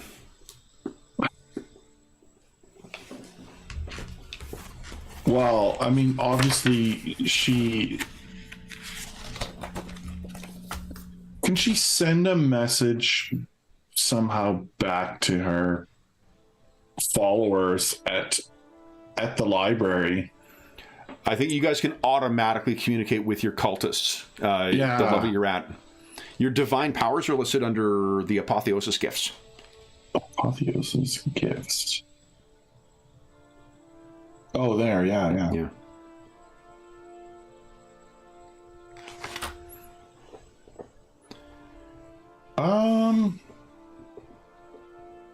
Why don't you also give us, I think the Scholar of the Black Academies would grant you a +4. Give us an intelligence check with a +4. Remember, don't put the plus sign in. Oops, that's the PDF. That's not going to roll. Intelligence 4. Success. So, just based on, it's been a long while since you thought of the gift or the rite that you worked, the rite of stolen apotheosis. Whatever was going on in that dream, it was a very similar rite. Only you were in different places than what you were, and obviously that giant thing, you don't remember that being there. Oh, yeah. So it's almost like another reality or something, or a different version of what happened. It feels like to her almost. Yeah. Yeah. Did you try again? Shut up, Siri. I think it would make her Cult secretary there. Yeah. I think it makes her think that, it's been too long since all four of us were together like that. And I think she's thinking it's about time that we did get back together and, have a conversation. See if this happened to anyone else. Like if it was just a dream for her, or because it did feel sort of special, right? So I think that she would have to leave her little retinue doing this mission, like give them instructions, check these ruins here, and she just goes to the map and probably explains everything to everyone and says, something has come up, I must go see some old friends. Okay. What about King Andrus or Zigamond? Where would you wake from, or where would you find you as you wake from your dream? Well, go ahead, David. As someone who doesn't dream or sleep as such, I think we'll find Andrus in a small chamber that no one else has access to. The only way in is through like an ice wall that's impassable to anyone but him. And he will sort of snap out of this reverie in this very simple chamber, and whether it's because there was this burning creature in the dream, or because he remembers the dawn and what it was like to be alive, the frost on his helmet, which he hasn't taken off in 3 years, there's like almost like a bit has melted, but then sort of freezes over again as he sort of regains control, and he's staring at what people would probably say is an absolute beautiful ice sculpture likeness of his father. Except it's not necessarily a likeness. He has kept it as a reminder of the weakness and of the thing he doesn't want to become. So he'll probably be in this tower at a moment of introspection when the dream or the vision finds him. He sort of snaps out of it and is perturbed by having been disturbed up here and by maybe feeling warm for a moment. Something he hasn't felt in a very long time. Oh, yeah. And how strange must it feel to suddenly feel a heartbeat once again? Oh yeah, maybe for me there was like one beat, just like sort of... Yeah, yeah.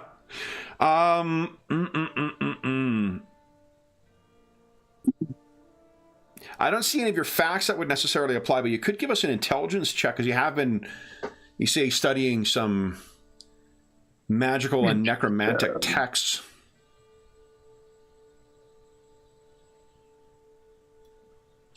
And it seems that your studies have been to your benefit.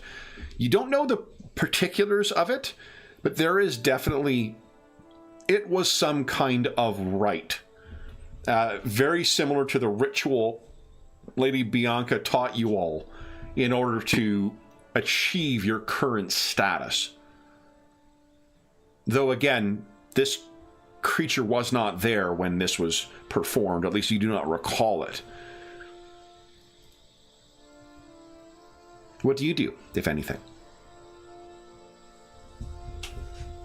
I think his first call to action would be putting the fortress on alert, checking guards. The winter out in the realm will become fiercer. It's almost like a sort of instinctive reaction to feeling threatened. Yeah. And then he'll probably, having drawn on the knowledge that he gained from Lady Blanca's books, he'll probably think maybe it's time for another visit to the library. Clearly there's something going on that he needs to read up on or find out more about. Okay. And then Zigamond. Where do we find him when he awakens? So Zigamond sleeps on an island surrounded by fire and lava. So it's in a cave beneath the city that we would find him waking up, and he would immediately look around for that creature that looked very fiery,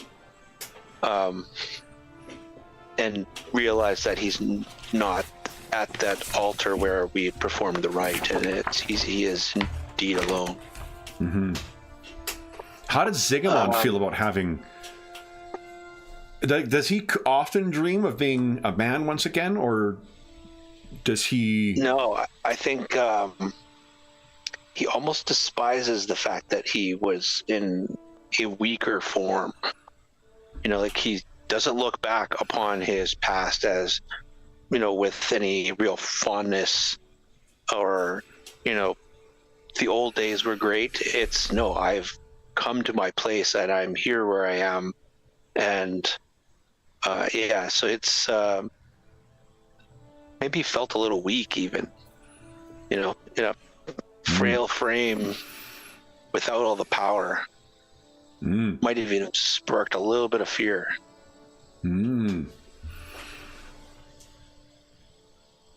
What does he do, if anything?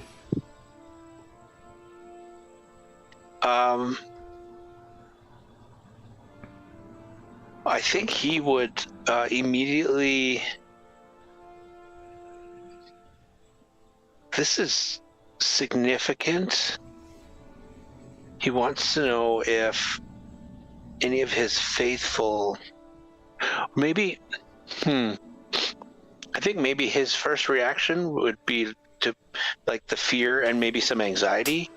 And so the anxiousness that people fear in the city who don't belong or whatnot would just rise a little bit. So there's a little bit of anxiousness in everyone in the city. Everyone else who was still asleep suddenly wakens up from a terrifying nightmare.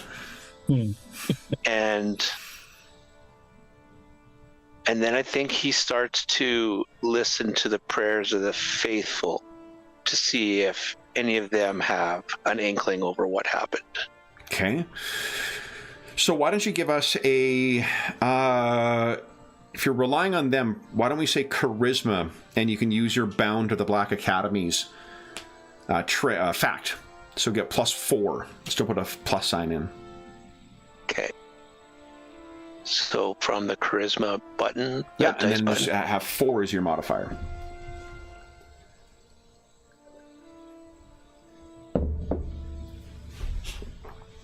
Oh. A failure by the demigod of fear. So, well, here's the thing, and this may be a carryover from your anxiety. They cannot find an answer to you. Now, does that mean that it is beyond the scope of the knowledge of the Black Academies? Or does it mean that they are not telling you what answer they found? I think he would immediately think it's somebody knows something and doesn't want to say, and maybe they're being corrupted by Lady Bianca because she was once part of the Black Academy. She's infiltrated my realm. Well, on that note, Lady Bianca, how is it that you contact each of your fellow companions?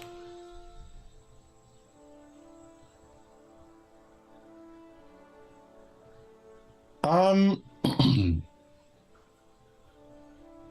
feel like she's, maybe even unbeknownst to them, or well, maybe they know. They can decide, but she's got a little small faction in each of their cities of, followers, and she has a method of sort of getting a message to them to sort of be delivered, Lady Bianca wants to meet with you, and sort of like... What if it is a book that they find in an area that should not have had it? Yeah, basic. No, that sounds good. Someone leaves it there, one of your followers leaves it there or something? Yeah, leaves a book sort of somewhere where you'll find it. And then when they open the book, what do they see? Is there like a script, like Father Janos described, a illuminated version of yourself that can communicate with one another? Is there like a hologram style thing? Do you just... I feel like there's like a call, maybe a sigil or something that we all used back when we were mortals, like something for our little group, some call sign. And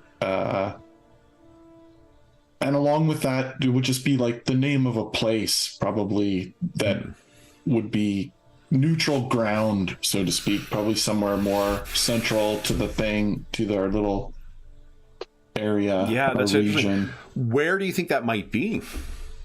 And anyone can feel free. Jeff, if you have an idea, feel free to suggest, but anyone can, because we don't know whether you guys all came together specifically to fight the Tyrant Queen, whether you came together as adventurers for unrelated purposes, and then happened to fall into this as your, like, greatest adventure. Yeah. Maybe the old site where we did the right. Oh, interesting. And it's an interesting choice too, because that's where the dream was, right? So what if there was a forgotten Black Academy in the center of the Ractian Confederacy? Yeah. In these mountains here. I like that. Or these hills, I guess. I don't. You don't what? I don't like this returning to the place where we did the right, where we just dreamed of while I was in a weakened mortal form. Oh, is that Lady Blanca wants us to return to the site? Yeah. The ritual site. I mean, I have to know that since I know everyone's secrets, I have to know that she has plants in Islo, right? Yeah, probably. Yeah, probably. It's up to you. I mean, yeah, with deception, yeah. So that is a perfect place. But my avoidance, though, like, I don't want to deal with this. All right. Yeah. This is perhaps a but perfect... I will say, I don't know, has a way to contact her back? Well, it is something to consider. We're actually already at our mid-session. That's crazy. Why don't we take our mid-session break right now? We'll come back and hear what you guys plan to do next. So for those listening at home, we'll be back in about 5 minutes. Nice.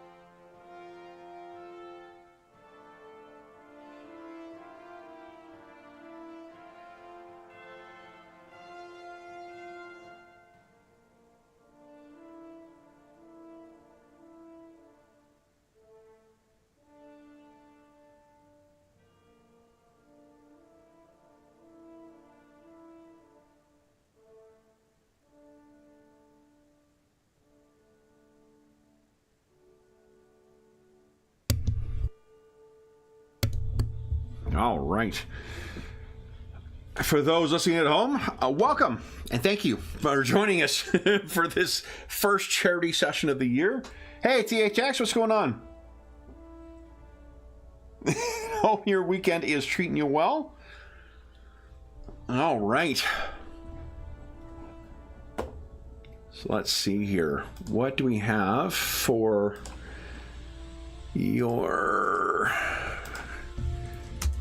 place where you guys reached apotheosis? Ooh. David, since you're the first back, do you think some are desolate, some were verdant? No, I'm thinking somewhere desolate. Or maybe it was once verdant, but then with some underground cave, I think we would have done this in secret. Okay. So somewhere remote, somewhere secret. Yeah. Where it couldn't be stopped or interrupted. You got it. Let's find here. Oh, okay, great. I got a perfect location. Here we go. Now, the question is, did I make the... I did, yes. I made the changes to the defaults. Anytime I set up a game now, I'm trying my best to make sure I go in and set up the default so it's got the background coloring that I want, the tokens display the way I want. All right.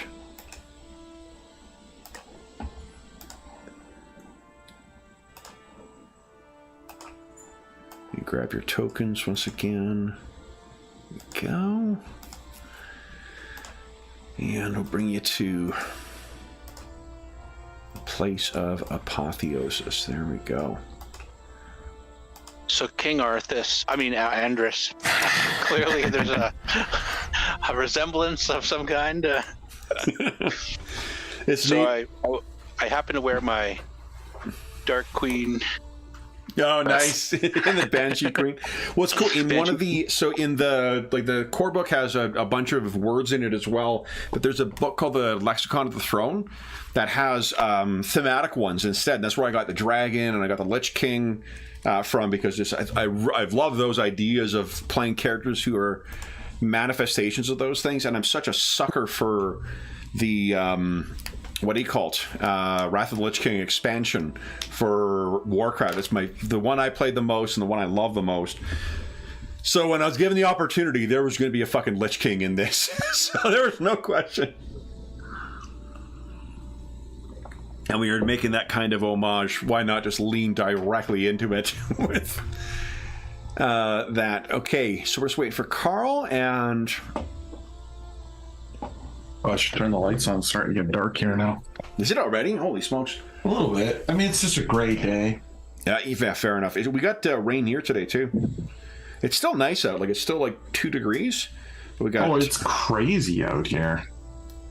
Like, hot? Well, for us, it's +5 today. Yeah, it was fucking 13 yesterday. Yeah. It's beautiful. Just gorgeous out. Just crazy spring in February. Yeah. I'm sure we've got more winter coming, but nice break from it for now. Although I had, I don't know how you're feeling on Thursday, Dave, but I had a fucking migraine on Thursday. Hell yeah. Yeah. Yeah. Just throbbing headache that wouldn't go away. Yeah. A little bit of Advil. Doesn't matter. Yeah. Okay. So just, Carl, I'm not sure if your camera's up. Maybe I'll just put it in chat. Advil and Powerade? Is that how you get through on? Yeah, no, I used to use Robaxacet and Advil, mix of those two, but I also add Gatorade into the mix now. If I get it early enough, it going. You know, the trouble was, it wasn't like one of those ones where I need to go lie down. I just felt like shit for the entire day, and kept thinking oh, it's not that bad. It'll go away, and then it just lasted until 10 o'clock at night. Yep. I never get them really bad. Just they're draining. Yeah, totally. Yeah, totally. By the end of the day, by the end of the work day, it's like I don't even want to look at a computer or my phone or anything. I just want to lay there. Yeah, I feel that. All right. So why don't we start talking about where you are going and how you choose to get there. So let me bring you over to what I have. I asked David where he thought that you all would would have gone to commit this rite. He suggested a subterranean location. Yeah, I like it. A cave. Yeah. Somewhere hidden. Initially, there wasn't a big exit way, but I made one.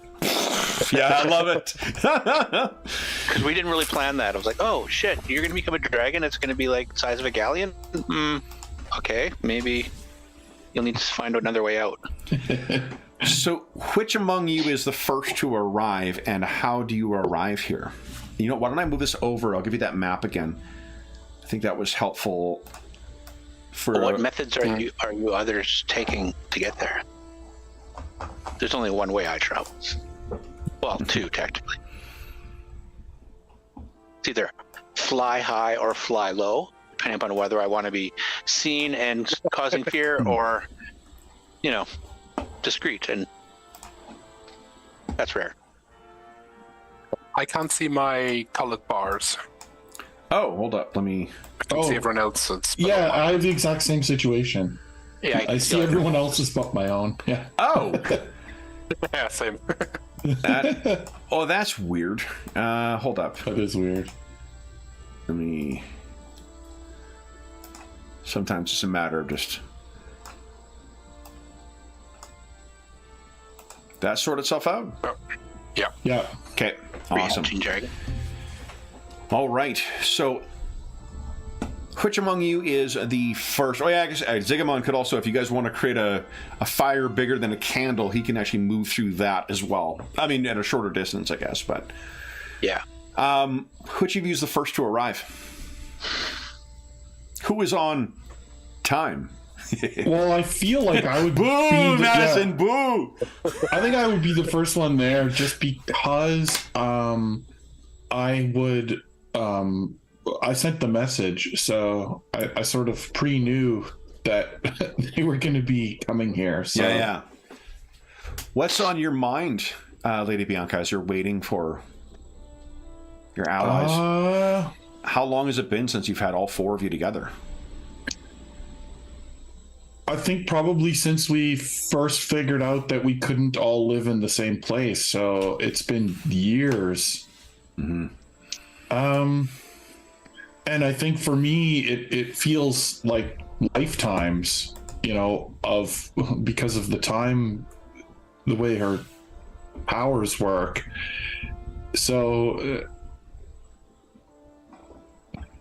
I think she's like weirdly nervous about all being back together again. But probably like nervous and excited, like nervous excitement. It's kind of getting the band back together, right? It probably there's some amount that feels good, and so.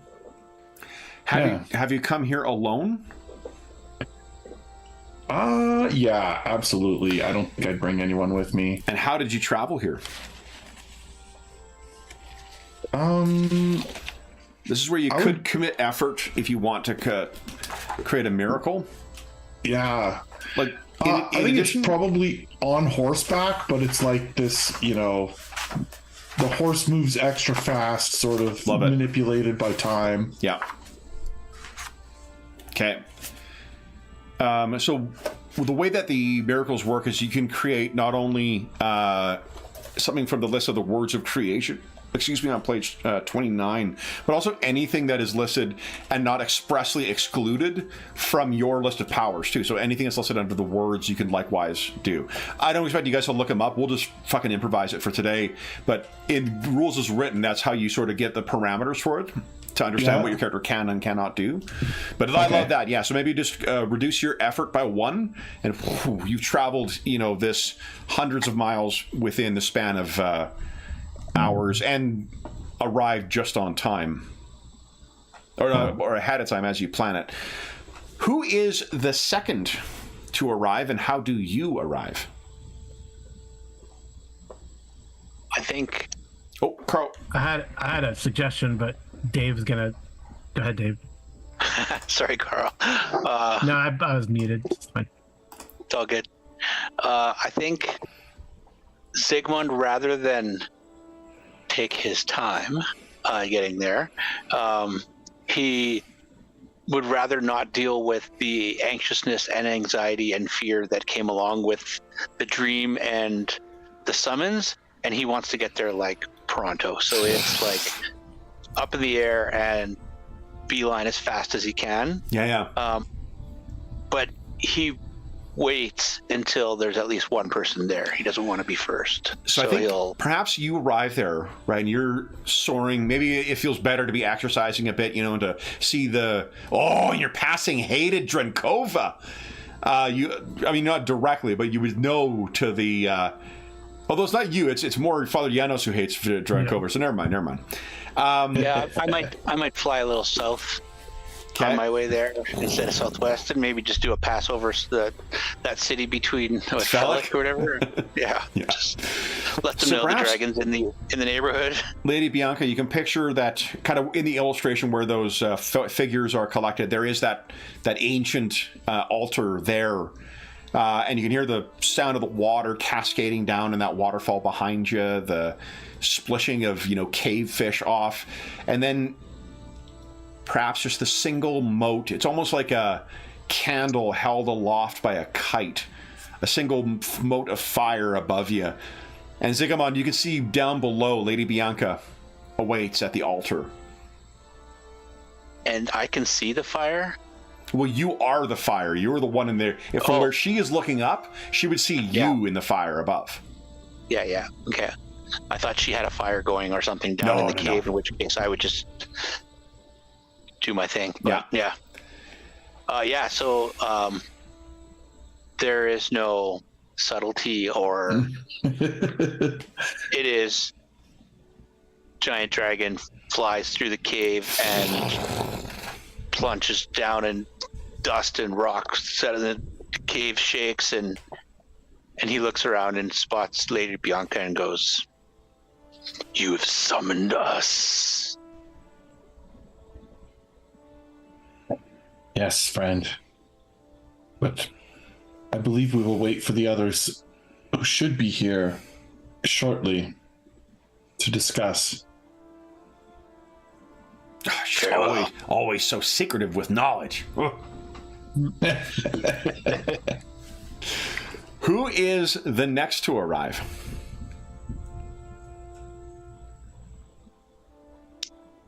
Not me. I'm coming last. Okay. In which case, as Zygmunt and Blanca are sort of catching up or awkwardly waiting for time to pass, they will notice the temperature in the cave dropping, and then the lake bit, part of it will just sort of freeze over as out of one of the corridors and tunnels that leads out of this cave system. I just sort of stride out in a gust of cold wind, then cross the lake on a bridge of where it just sort of freezes in front of me, and join you up on where the altar is. I imagine you hear the sound of every shifting or every bit of shifting of his heavy armor. Oh yeah, there's creaking, and there's possible the blade sort of scratching along the surface of the ice as I walk. I love it. Yeah. I think when that happens, and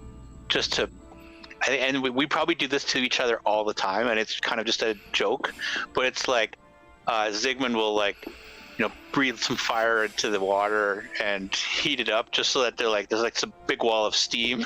When it starts to get warm. I run slightly, and it turns to like for snow as it sort of falls to the ground. Good to see you too, Zygmunt. Welcome, Atris. So, Lady Bianca? Yes. Good to see you as well. I assume Father Janos will be here shortly? It's not already lurking in the shadows. Let's sort of look around slightly. There's still he's in the order, so it's probably still like an element of like... Yeah. I guess Father Janos was going to contact Zygmunt to give him a ride, but I think he's going to travel through the shadows, but he has to, it's always nighttime in Islo, so he can get a head start. Yeah. But kind of jump from, caravan to caravan across the way a mile at a time, a mile to 10 miles at a time, I think, something like that. We could also let you expend effort and just to have it, Yeah. at the speed of narrative or speed of cool. Right. Well, yeah. So he's gonna jump from caravan to caravan, listening to whispers, picking up rumors along the way. Might as well do some work. Heck yeah. as we travel. Yeah. And what he will get there last. How does Father Janos manifest among the quartet? almost on cue when Andra says he steps out of the shadows. And he is suddenly there. Yeah. He goes, I have news. I'm glad that you summoned us. Oh. Other news. Interesting. Yeah, this dream, unsettling as it was, I don't know. I do not know if it is a harbinger. But there's a group, someone wants to kill us. What? I describe what I've learned. I sent my assassins just to test them. But I wanted to as foolish as it probably was to travel into the murder capital of our domain, I didn't want to kill them. I wanted to see if there was a bigger plot. So this woman, Aureliana, I let her go. But I'm glad that you summoned us, Lady Blanca, because now I can tell you without having to invade your dreams and, et cetera, et cetera. Andres has blocked me. Yes. Fair enough. Well, so you confirm that we all shared that dream. Yes, I do not recall, though my memories are convoluted with knowing everyone's secret in my domain. But I do not recall that creature being there. It wouldn't have been part of the ritual, Blanca? Some esoteric part that wasn't shared with us?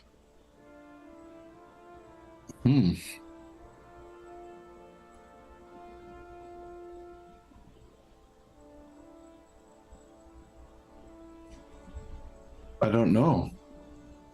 Something I do not know for once. So you've all had the same dream then? Yes. The fiery demon.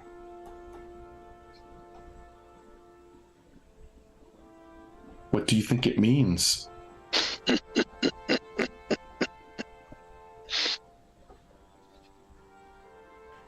I suppose it was wasted fear then on my entire city.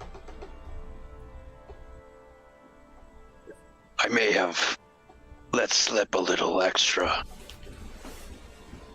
for everyone in town. But now that I know that all of you have had the same dream, it would seem foolish that one of you would be out to get me.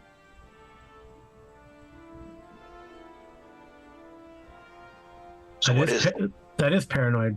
We're not out to get you. This group or whoever this woman works for is. But she is Patreon, which means that she is from the Tyrant Queen's empire. Or at least she is a person originally from there. So maybe the Tyrant Queen is stirring again. We must rise up. Finish her this time. Lest another one of us fall. You think maybe she has conjured this demon to tip the scales in her favor?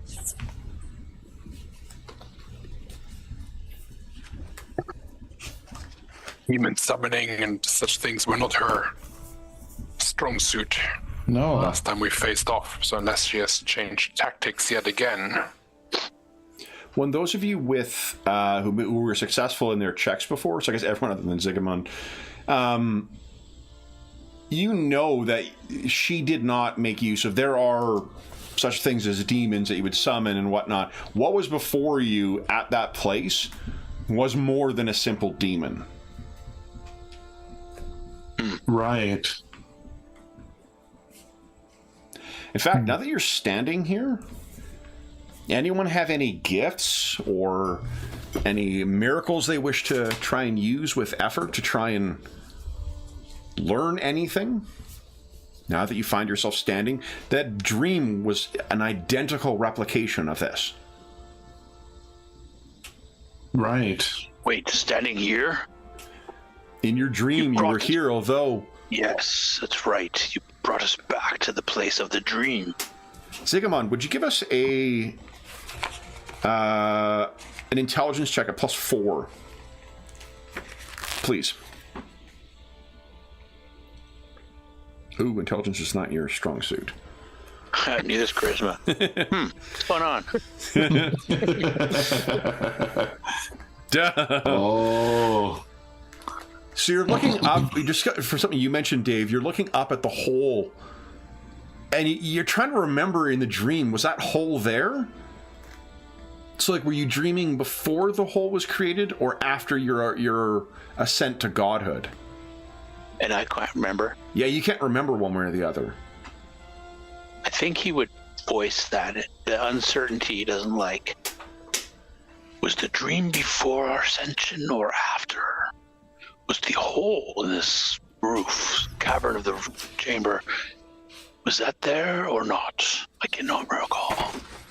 I can't remember. You don't have any knowledge ability to automatically remember everything, do you, Lady Bianca? I don't think so. No, I don't think I. So you could commit effort for that, or you guys could each give us a intelligence check. Yeah, the only thing I can do is pierce through illusions unless they're created by Yeah, Godbound. No.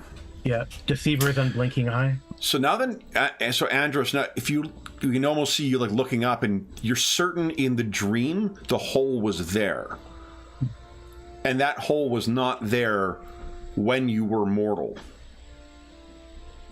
Oh. So there's an aspect of the dream that is incongruent with history. Not the memory, but maybe a premonition. So Blanca, is there a way to undo this ritual? Someone could do it again, and you grant your godly power to someone else. Oh. Steal our... Yeah, right. I think I would point that out. If the ritual was performed again, someone could steal our powers out from under us, I suppose. Could someone perform this ritual on another godbound creature who had powers over demons and gain their gifts? Quite possibly, yeah. If there was another that we knew not about, perhaps our enemy has acquired additional power. Perhaps. I think anyone who's got any kind of magical training or anything like that, if you wish to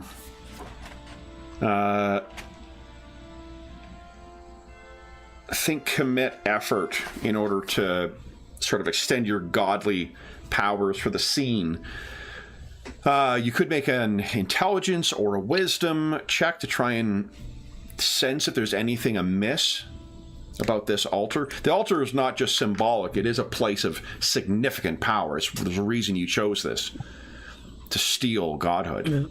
It's like the hole right above the altar. The hole is now above the altar, but that was not there when you guys committed this. Right. Zigamon created it when he smashed through it as a dragon to get out of the cave. But in your dream, it was there. The hole was there. I'll spend a point because I've been failing on all my checks. Sure. Yeah. Let's see. Here we go. So it'll be +4 then to your either wisdom or intelligence check there. I'll make a wisdom check. Okay. Because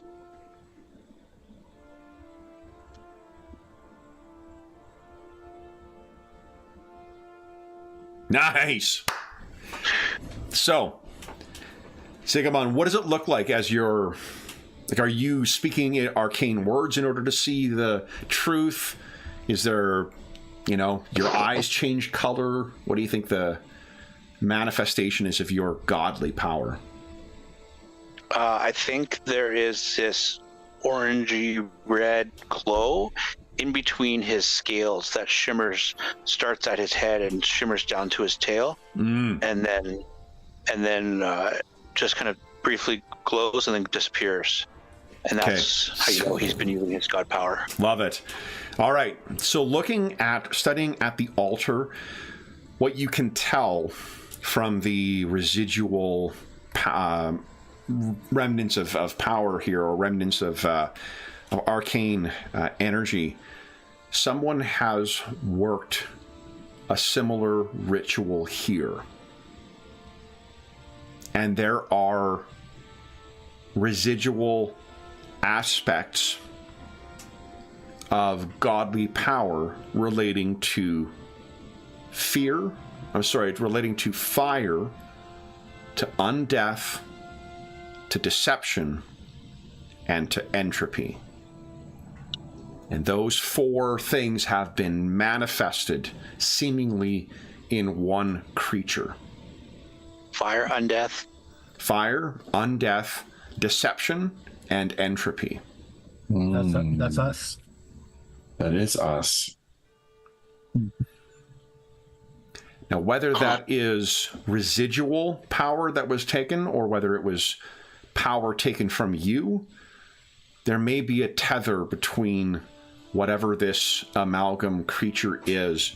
And as you work that, I think you once again see... he'll explain everything that he can to the others. Yeah, what takes form above the altar. And as he works this, he maybe lets it manifest. And each of you can see parts of yourself in there. Entropy, now that you deception, undeath, fire. Oh, wait, it just appeared, you said? No, it's Zygmunt used some of his basically he uses dragon senses to it detect has a part of us. I know I can speak to things in dreams, but maybe I can use some effort to try to find it now. If it has like a part of us. Yeah. Well, do any of you feel like your powers have been diminished? Have been stolen from you? I mean, I don't know if it's power is diminished, but complications in our domain. I explained the earthquake. Which, by the way, Lady Bianca, if you could send some aid from Krasno, that would be great, since you're a rich port city. I've sensed chaos in my realm, where the order was once supreme. Murderers someone that wants to kill us. I mean, everyone always wants to kill us, but I mean, seriously, like, has a plot to kill us. Everyone wants to kill you. But most of it is just, drunken talk, right? You credit these assassins with having the capability to kill us? They're very competent for mortals. I mean, I didn't send my best cell, but... Well, anyway, so Father Giannis says perhaps I can find this thing. It may be of interest to Lady Bianca to know that they were destined for Orsova. Oh. That's the coastal city that I trade with? Yeah. Right. And then she was from that country. Same country as the Tyrant Queen, Parthia. I want to say Parthia. Patria. Patrian Empire. Yep. I've said Parthian throughout the morning or the day. So. Interesting. So is this another plot of the Tyrant Queen? Something new? As you guys are contemplating that, would each of you kindly give us a wisdom check? I don't think anyone has any fact that would play into this. No. I don't think anyone would. Well, no. Okay. Nice. Okay. So Lady Bianca and Andres, you're seeing this thing, drifting before you, and you see both of you happen to notice that there are motes of light that seem to be moving in the night sky outside of the cavern. And when you glow up, you realize that there are actually 4 lights, and they are approaching quite swiftly. Do you guys wish to say anything before? Yeah, I would just say someone approaches, or someone's. Do they look like some flaming trebuchet projectiles? No, Or more like people slowly. The way they move, they seem to have changed trajectory. Oh. So they have been moving in one direction and then have turned and are now moving in your direction. So they've moved. That does not mean that they could not be magical, projectiles, but they seem to have moved themselves in your direction. We have incoming. So each of you will have an opportunity to look up, and what you see, I think Father Janos and King Andres, you recognize instantly. Though your former life is fairly far behind you, even as debased as you are now, you recognize a flight of angels. I say, see, Andres, we should raise that city to the ground. Now, let's roll some. Each of them has a blazing sword in their hand, and they are flying in a direction that tells you that they knew we were coming. Do not come on a mission of mercy. Yes, and that is a good point. Father Janos always, his mind on potential deception. This does strike you as an ambush. Now, that's quick rules reference. Quick combat reference is right. Where is it? Here we go. I do like Kevin Crawford's one-page thing of summarizing all the rules you need to know. Okay. Oh, but it doesn't have initiative on it. Yep. Player characters always act first unless they've been ambushed or surprised. Thankfully, you guys will not be ambushed. So let's do this. Oh, wait, do we need initiative order? I don't think we do. Then you guys just each act and then, or tell me if you want to hold off and then go. So these things are going down. You can picture they're just on the cusp of entering the entrance to the cave. Would anyone like to act? They are the size of large, quite large, 7-foot tall humans. Their blazing wings spread wide, sizzling divine weapons in their hands. The true wrath of the goddess of the radiant dawn. I know that Father Janos wants to slip into the shadows. Okay. And how powerful are their Smite the Apostate power? Smite the Apostate only works on your followers. Does not any of the divine stuff you can kind of ignore for the purpose of combat, because unless it's someone who follows your faith and is part of your cult, none of those powers are usable on them. Oh, well, Smite the Apostate says it's against offending worshiper. Got it. Worshippers, yeah. Yeah, got it. Okay. Anyone have anything they'd like to do to start? Well, that's I just slip into the shadows and. Okay, so be looking. Are you activating one of your gifts? I don't know if there's a. How far away are they? They're at the top of the cave. 200 feet? So probably within 200 feet, yeah. Yes. Yeah. They look cold. Perhaps we need to warm things up in here for them. I got murder victim. So I think it'd just be a matter of committing effort then. I don't think you've got another ability. So what that would give you, Carl, is that no one could see you. Basically, when you guys use your divine powers, unless there is a divine power to resist it or someone is using a miracle, you will win. Like, Father Janos can go into anyone's dream unless you commit effort to try and keep him out, right? Yeah, so, I was going to go into the shadows so that I can...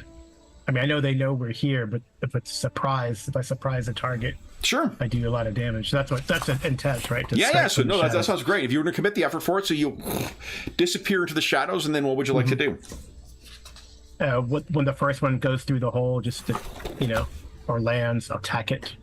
Is this your knife in the dark? Yes. Yeah, so why don't you tell us what it looks like as you manifest it? Let's see here. So I think I'm going to yeah, good. Automatic hits for maximum damage. Mm-hmm. So why don't you go... so that'll be 4 points of damage, I think. Because it doesn't do straight damage, right? So what does it look like? What do you think you're... So I think as the first angel hits the hole... Yeah. Then all these shadows, reach out and start stabbing at the creature, tearing off its wings, stabbing at the creature. Incredible. Look at this. It's being torn apart. Divine, glowing, almost like golden, like molten gold is pouring out of its wounds. Who would like to go next? I'll go. Okay. Yep. Searing breath. Okay, so you have to commit effort. So, and then go ahead and give us... Just click on your Searing Breath button. That should roll for you. Okay. Okay, and these are not lesser foes, so it'll be rolled normal, not straight. Okay. But go ahead. It'll roll damage for you when you roll your attack, too. Hits AC 10 or higher. That's not a good roll. Yeah, so you pull back and there's this gout of flame that goes up, but these angels all pinwheel to the side and completely avoid where you have blown. I mean, you rolled a 5. So they are able to avoid it, but the whole cavern is lit up by Zygmunt's fiery breath. Andrus or Lady Bianca, would you like to go? I can go. I think that I'll target one of them with my all things fall apart, even angels. Okay, nice. Go ahead and give us an attack roll. So does this one require effort? No, I think... let's see here. Your... Or how's that? No, just... things fall apart... Nope. Okay. AC 1 or higher, that is a hit. What does it look like as the weight of time hits this one angel? I think that it almost appears that the angel ages and becomes much older, as if they've lived more of their life and are closer to death's door. There's a look of confusion on this eternal being's face as its beauty fades, as its armor tarnishes, as its wings begin to molt. Totally. Andrus, I think you are last. I think Andrus will defiantly step forward to face what he would probably once have considered brothers and draw his blade. And as he draws his blade out of the lake, a splinter of ice will sort of shoot up and wrap like chains around one of the angels. Awesome. As I use chains of ice. So this counts as a single worthy foe may be trapped in ice, but it gets a hardness save to resist. Okay. Yeah, and these are worthy foes, which means they have more hit dice than your levels. So hardiness save. Let's see here. Okay. I succeeded. So does it? You commit effort for that? Yeah, for the scene. Okay. As you do, this thing sees what's happening to its fellows. Its wings burst out. The ice shatters down, and the blazing, radiant beauty of the divine manifest. And that's all of you guys. So then it is these angels' turn. So they cannot see where Father Janos is because he's committed effort. So we have one that you age, Lady Bianca, that flies down at you.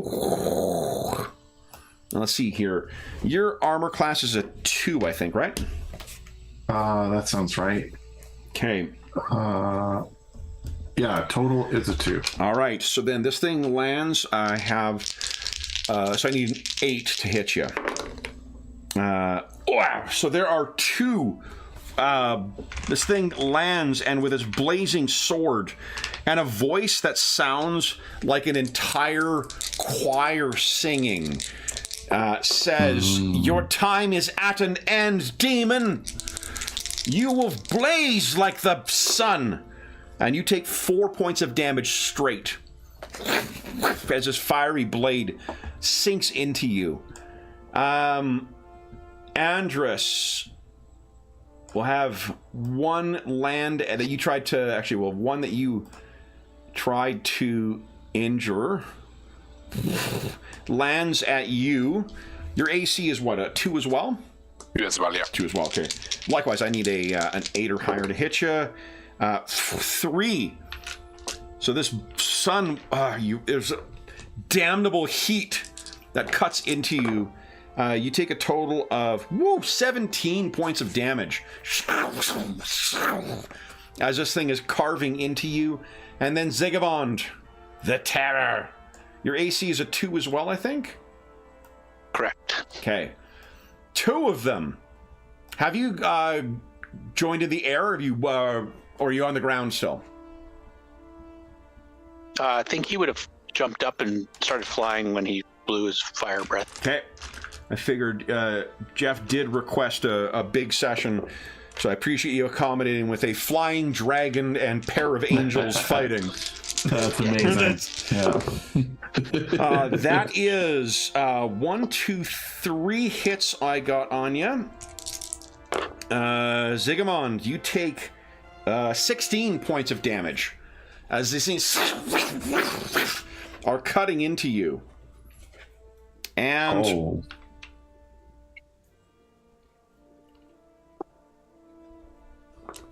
let me roll for... Yes.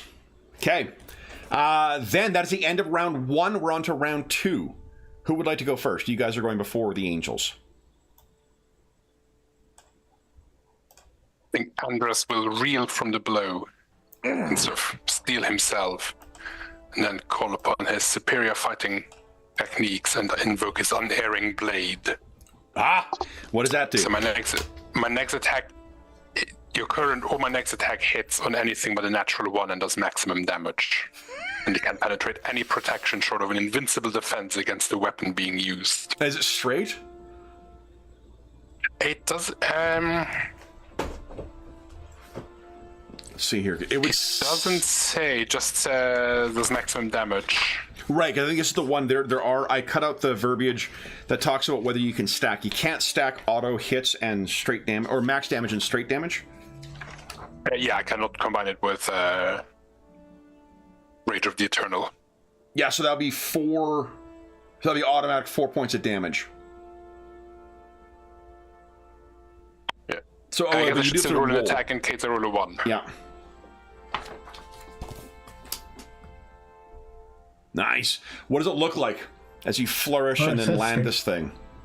What's the difference between straight and normal damage, or what? Straight damage is what you rolled, is what you apply.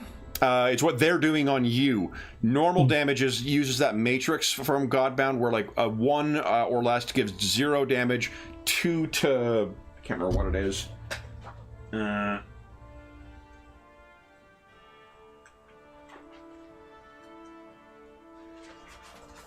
Two to 5 does 1 point of damage. 6 to 9 does 2, or 10 or higher does 4. I mentioned this before, but you guys, your hit points are not actually hit points; they are hit dice.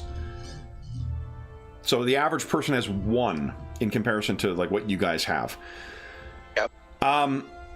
So yeah, so 4, you spin as this thing continues its attack, and what does it look like as you drive this one of these angels off? It'll just be a very quick, almost like an inverse of its fighting technique. Seeing as assume up the paladin techniques were based on theirs, so exploiting a weakness they have in their fighting technique to find a weak gap in their armor. And you get in there, and there is frost that appears across its golden, flawless armor as you strike. Who would like to go next? I can have. I'd like to have Father Janos help because it looks like Andras is pretty beat up. Yeah. He's gonna try. He's gonna help and attack that thing. I don't know what I need to do.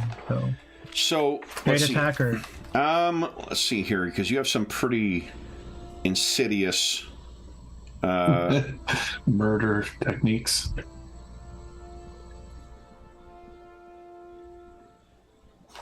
Yeah, it says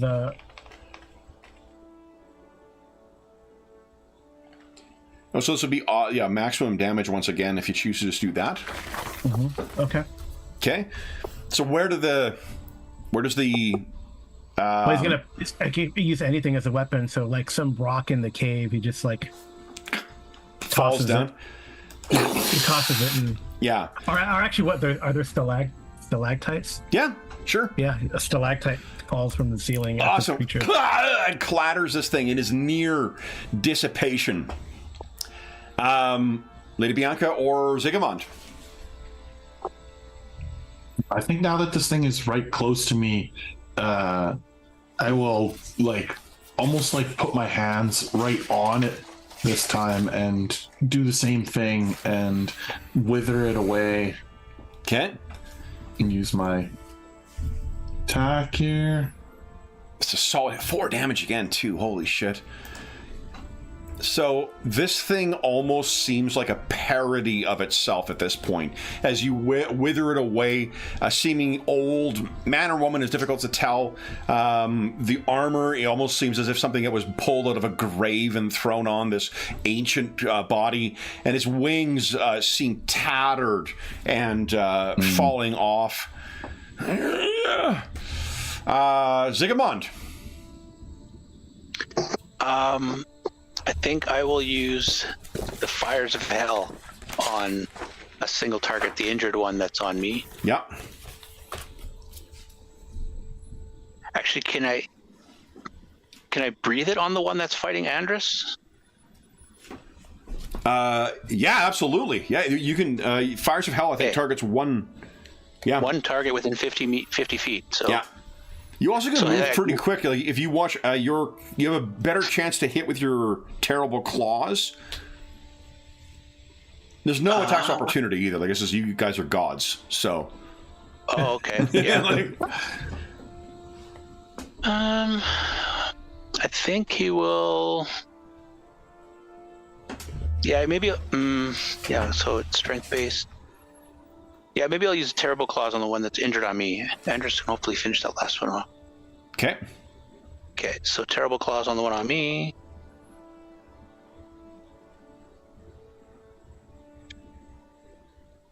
I had considered for helping Andres, but I must survive the day. It's AC 1 or higher. That is good. Oh, only 1 damage though. These things being aloft is just tricky. So you're able to clip one of them. I rolled a 1. That's good. Yeah. All right. Then it is their turn. So let's see here. The one facing. So the one that you attacked there, Zigamond, is going to fly to a distance to try and have a better position on the battlefield. The other one screams out, again, sounding like an entire choir trained to echo a single hateful word for you. 2 more hits.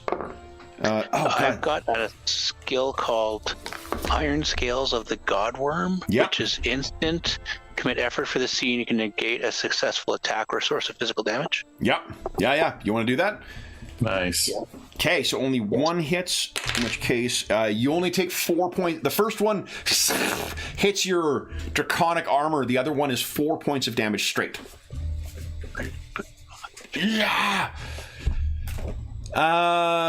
Andras, let's see what this thing is going to do to you. So did it really do like 17 points to him the last time? I hit multiple times. So in Godbound, the adversaries you face, they can often attack more than once per turn. Yeah. To be balanced, I hit with 6 of them 6 attacks on him. I hit 3 times. Geez. Yeah, that's why he was taking so much damage. This time, this thing is casting itself up into the air and away from you, Andras. It did not like getting stabbed. And then Lady Bianca, God, also trying to get a distance from you. So these things have flown up. Zygmunt, there's only 1 still engaged with you. The rest of them are all aloft, lighting up the cavern with their dimming divine light. Which of you would like to go next? I will attack the one right in front of me. Okay. Ah! Come on, get a hit. Don't you have something that does straight damage too? I thought. Huh? Tear the skies, unveiled nightmares. No. I have like a lot of fear abilities. Oh, you can also Fire break breaks. shit quite easily too. Yeah. Quintessential terror. You choose a single object, event, or person. Confrontation with the chosen thing will cause the target to die of terror or be reduced to 1 hit point. So this would be committing for the day, but you could easily make this thing die of fear if it sees you, and then it just dies. Okay, that's quintessential terror. That's what quintessential terror does, yeah. It would get a spirit save to instead take half your level in damage. But if it fails to save, it dies. Full stop. Well, you know what? I am a fearsome beast. Okay. What do you... So I choose the one that's right in front of me. The full health. Why don't you tell us what it looks like? What does your fear manifestation look like? Because the rest of them will feel some spillover from that. I think the dragon god grows in size and fills the entire cavern, and there's no room for anything to live, and it just consumes everything. Which makes sense for why I rolled my nat 1 on my save. So tell us what it looks like when you scare an angel to death. I think it just it's like you know the angels all have this glow of like heavenly energy, and it just kind of like stops, and it's almost like it's been severed from its source, and it just dims and then turns black. Awesome. So does you hear a very unceremonious splash as his lifeless body hits the blackened pool below, breaking through the thin layer of ice that Andras had formed and disappearing into its blackened gloom. Who would like to go next? Yeah, how does I do have a question. So these things are greater than I have this power. I guess I can read. Which one is it? I've actually got all your characters printed off here. Yeah, it's this right here, murder. I don't think it applies in this case. But... And it's fewer maximum hit dice than 1/2 your level. Oh yeah, so that one you cannot use.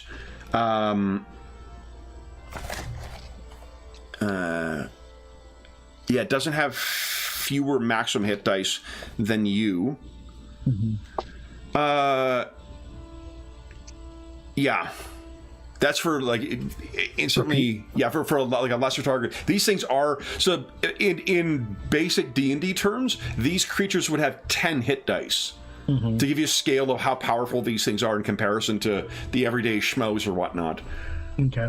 So what would you like to? I guess I'll continue these things. So if you wish to attack one of the more injured ones, why don't you tell us how your knife in the dark kills an angel? And now there's just like bits of ice floating on this pool, right? Yeah. So that ice is going to shoot up at this one here, I think. Yeah. So clips one of them. Again, more of that golden molten blood spills out, loses its luster, and then it crashes down into the water. Right. An ignominious end for a divine being. And then I want to whisper from the shadows, find out who sent them. Nice. Or how they knew we were here. How they knew we were here. Every shadow around you guys has that word come out to you. So, and Lady Bianca or King Andrus. Oh, I should have used that. Okay, hearing Father Janus's. If there's one alive by the end of the next round, let me see. But I think following Father Janus's suggestion, Andrus will sort of once again point towards the lake. Another sort of chain of ice will try and wrap around one of the Failed. one of the angels. What does it look like as you encase one of these things? It's almost like a tentacle of ice, which sort of like freezing out of the leg and then wrapping around it. And it will take 1 point of damage. Okay. And it's helpless, but on the end of each of its turns, it gets to try and save again. Okay. So that one is held in a tentacle of ice. Lady Bianca, there is one left. Well, there are two. And I will. Well, which one did you capture, Andrus? Probably whichever one was flying closest to the sorry, guys. lake. Here, let me put the blue dot on it. There you go. That one, yeah. Then I'll target the other one with my things fall apart. You've captured the one that I've aged horrifically. That might be, maybe it'd be more malleable to. Yeah. But I haven't. Oh. Oof. So you try to do that. Terrible roll. This thing cries out, "No demons!" And again, it sounds like an entire choir of singers crying that out. And then let's see what it's going to do on its turn. Ooh. It says that, and then as I gotta get that. Oh boy! I bet you the whole normal straight thing. The normal would get committed to memory pretty quickly with regular play. Oh, and it's actually pretty easy to remember. 2 to 5 is 1, 6 to 9 is 2, 10 is more. All right. So what this does is, as it cries out, there is a flash of divine power, and each of you feel the power of the divine wash over you. King Andrus and Father Janos, you feel like for a split second what this might have been like when you used turn undead on creatures in your former life. Zigamon, you take 1 point of damage. Andrus, you take 1 point of damage. Father Janos, you take 2 points of damage. And Lady Bianca, you take 1 point of damage. As his power washes over you, it's back to you guys. Oh, I got a save to try and get out, too. Let's see. Nope. It's still trapped. Which of you would like to go next? You guys should try to kill this thing. I'm going to try to burrow into this thing's mind. Okay. Are you doing that now? I mean, I can just roll my attack. I don't necessarily have anything fancy she's doing. Yeah, see if she can actually hit this thing. 7 or higher is unfortunately not good enough. No, it's a terrible roll. Try and chase it down and hit it with my claw. Let's see. Where are your terrible claws? I do love the display for the rolls in this. Yes, nice. It's really fucking cool. Oh! Nope. Misses once again. Andras or Father Janos? 3. Wow. Andras. The other one is flying in the air, isn't it? Yes. Well, Andrus is an amazing swordsman. It doesn't necessarily have. Could I invoke a miracle? Yeah, what are you thinking? I'm thinking to get to it, he will step out over the lake and the water will rise up and form a staircase of ice that lets him get to the angel to make an attack Absolutely, against it. yeah. Every step you take is met by a staircase or an ever-expanding staircase of ice. You race up towards this thing. Go ahead and give us your attack. Right, and the thing on this one, I will use the Rage of the Eternal. Nice. It's committed for the day, okay. So don't disappoint me now, Grim Winterblade. Oh, straight damage. I knew one of you guys had a straight damage thing. Holy fuck, what does it look like as you carve? Oh no, an 11! No, it's a terrible miss. Oh! Oh. Father Janos, there is still one that is moving around up there. What would you like to do? I think we need information. I feel like these guys will get it. We all three of us missed. I know, but I wanted to use so I have that ability in my home city to find out their plots or whatever. It's only in your home. Oh yeah, okay, go ahead. But if I can use a miracle or effort or whatever to. Yeah. To what is it you're trying to? I just want to know how they knew we were here. Yeah. Okay, so I will. Now, if you're committing effort, this thing cannot. It is a worthy foe, so I'll get a save, which I failed. So, as you look into this thing's, you break through the golden gates that protect its mind, and what you find inside. And like the way the shadows just kind of move around its head and start pulling information out. Yeah. Just jerking its head back and forth. What you see is the Archprelate Jolana, the head of your former church. She and some of her most devoted, here we go, Archprelate.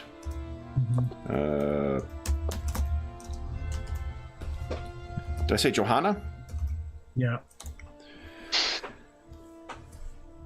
She and some of the highest ranking members of the church, you can see them calling these angels from the firmament and sending them after you. That is as far as what the angels know. Yeah. They knew precisely where to find you, and they had their task set to them. Okay. And is that, I think that's everyone. Then let's make the save for that captured angel. Breaks out of the chains. And the other, let's see what it's going to do. Ooh.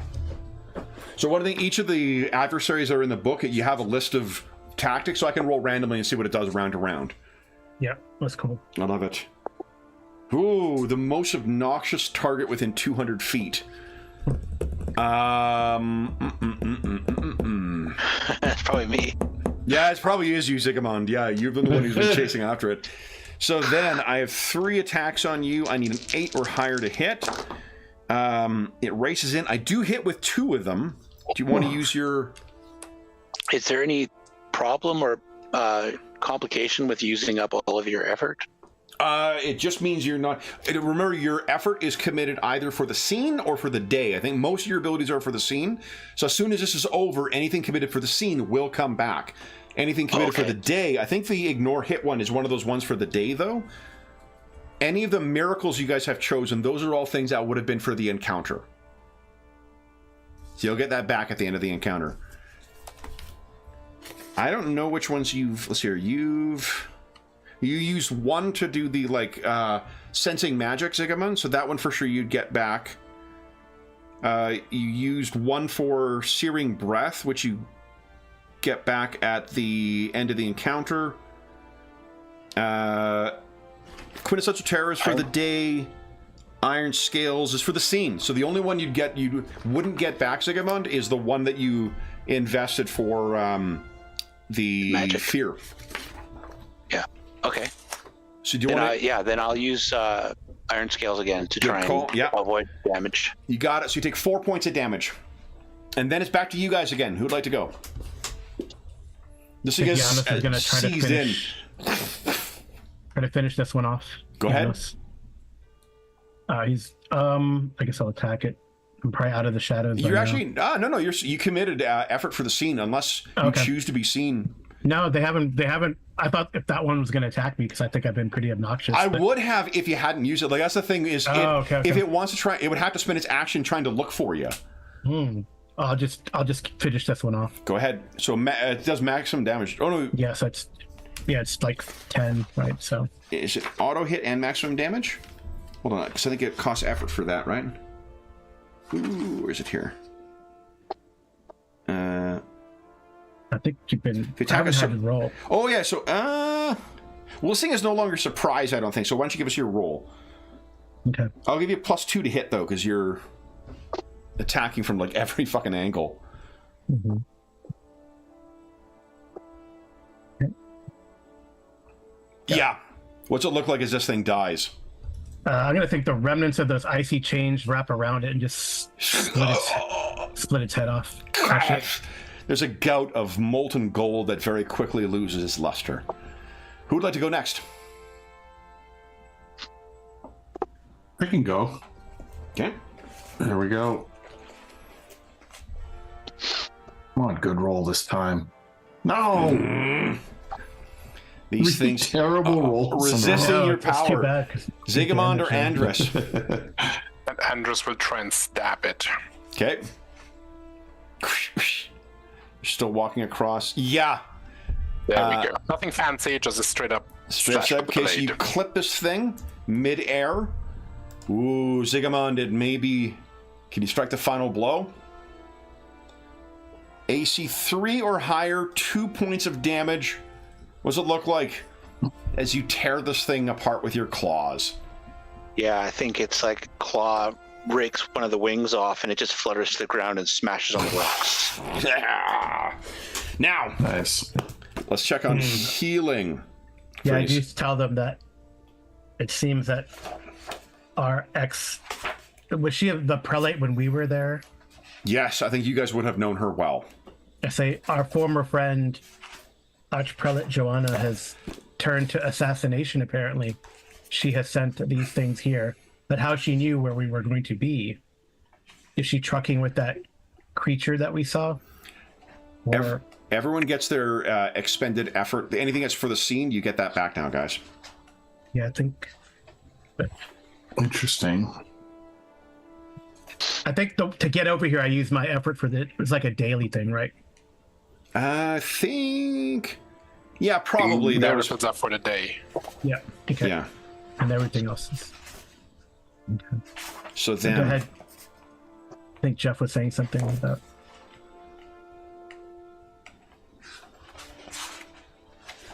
Jeff, what do you think? Sorry, about what? I thought you were saying something because I said... Oh, no, not at all. All right. So whether they're working with this Aureliana...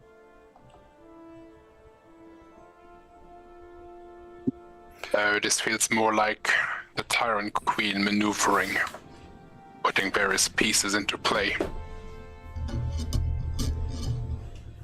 Well, we can talk to the Archprelate.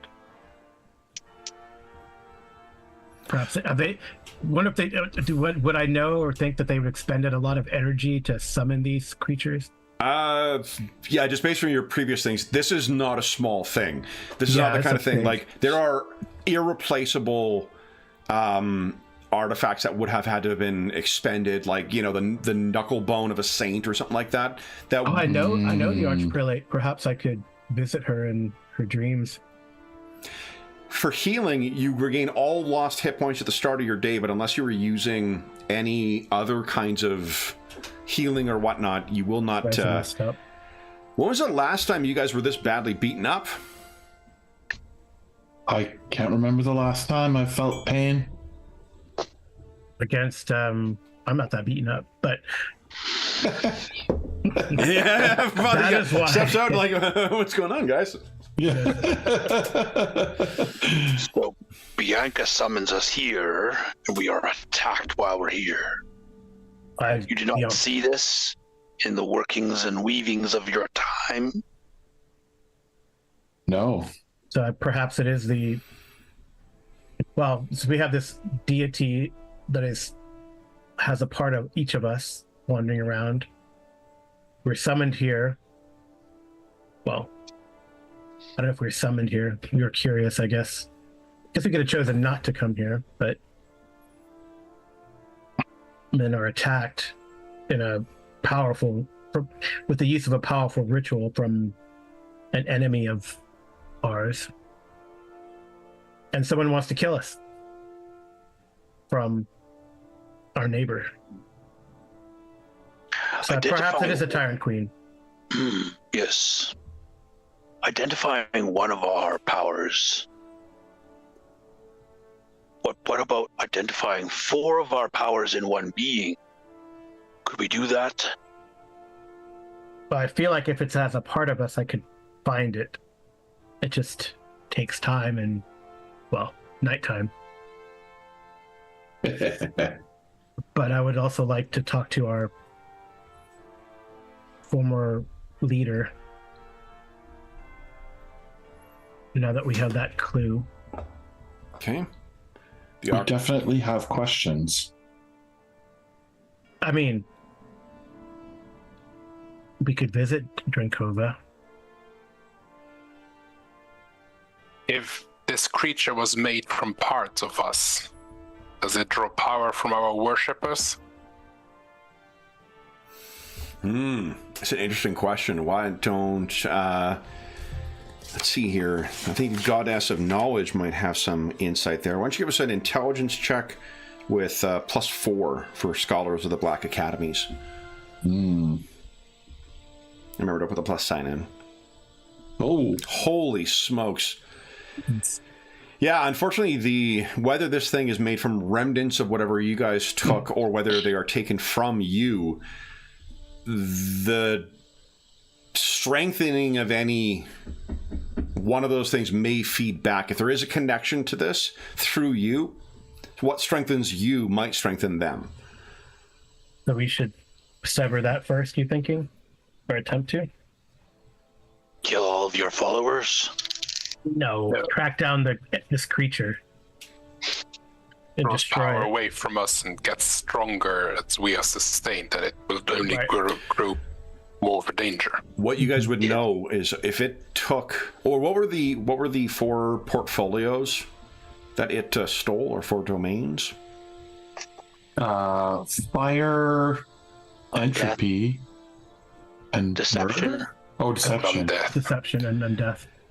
Yeah. Which is like one of our... Yeah, so like I mentioned with Father Janos and the Moving in Dreams, when a Godbound works its will, it's only by another Godbound trying to beat it would they ever succeed. If it is using deception and it chooses to invoke its power to obscure itself or remain hidden, it can. Someone could still work on it, but it'll be a contest.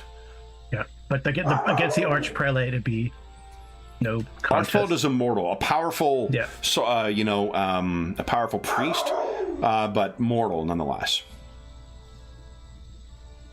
This is just as an example of your power level 2. The divine powers working with your words always supersedes mortal magic. If they Interesting. Yeah.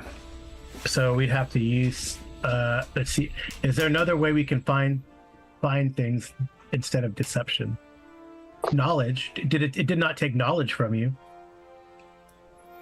Lady Bianca. No, it did not. I guess it'd still be a contest, but.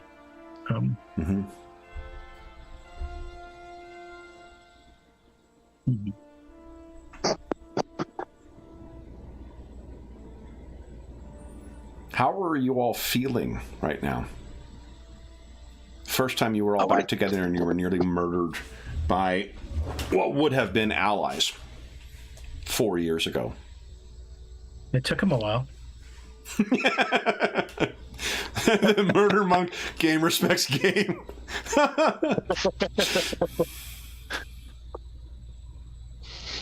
So, I mean, it does suggest a long-term plot right? They've been working for a while. You know, if they need the knuckle bones of a saint, they sent some poor adventurers to go raid some tomb somewhere. They Or it definitely. could have been things they had on hand and just did not know where to go or where to send the angels, and someone tipped them off.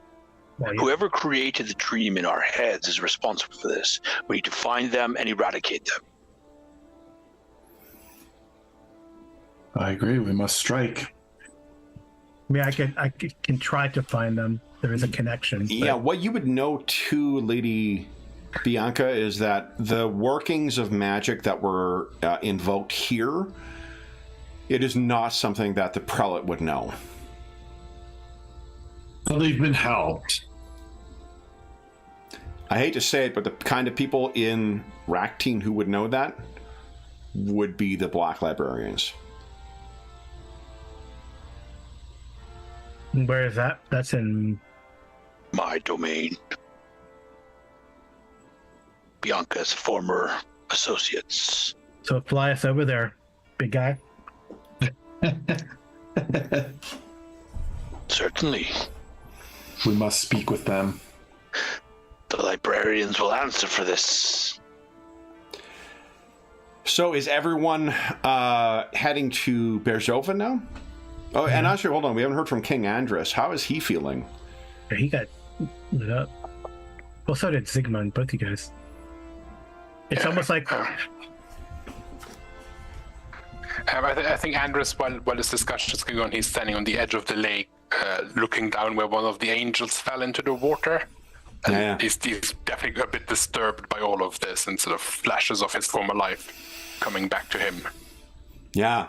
And he sort of turn around to the others and steel himself again, and then it gets colder around him. It's like, well, whatever we do, we should act. I guess the crazy thing is probably Father Janos and Andras could heal in the past, but now no longer. Right?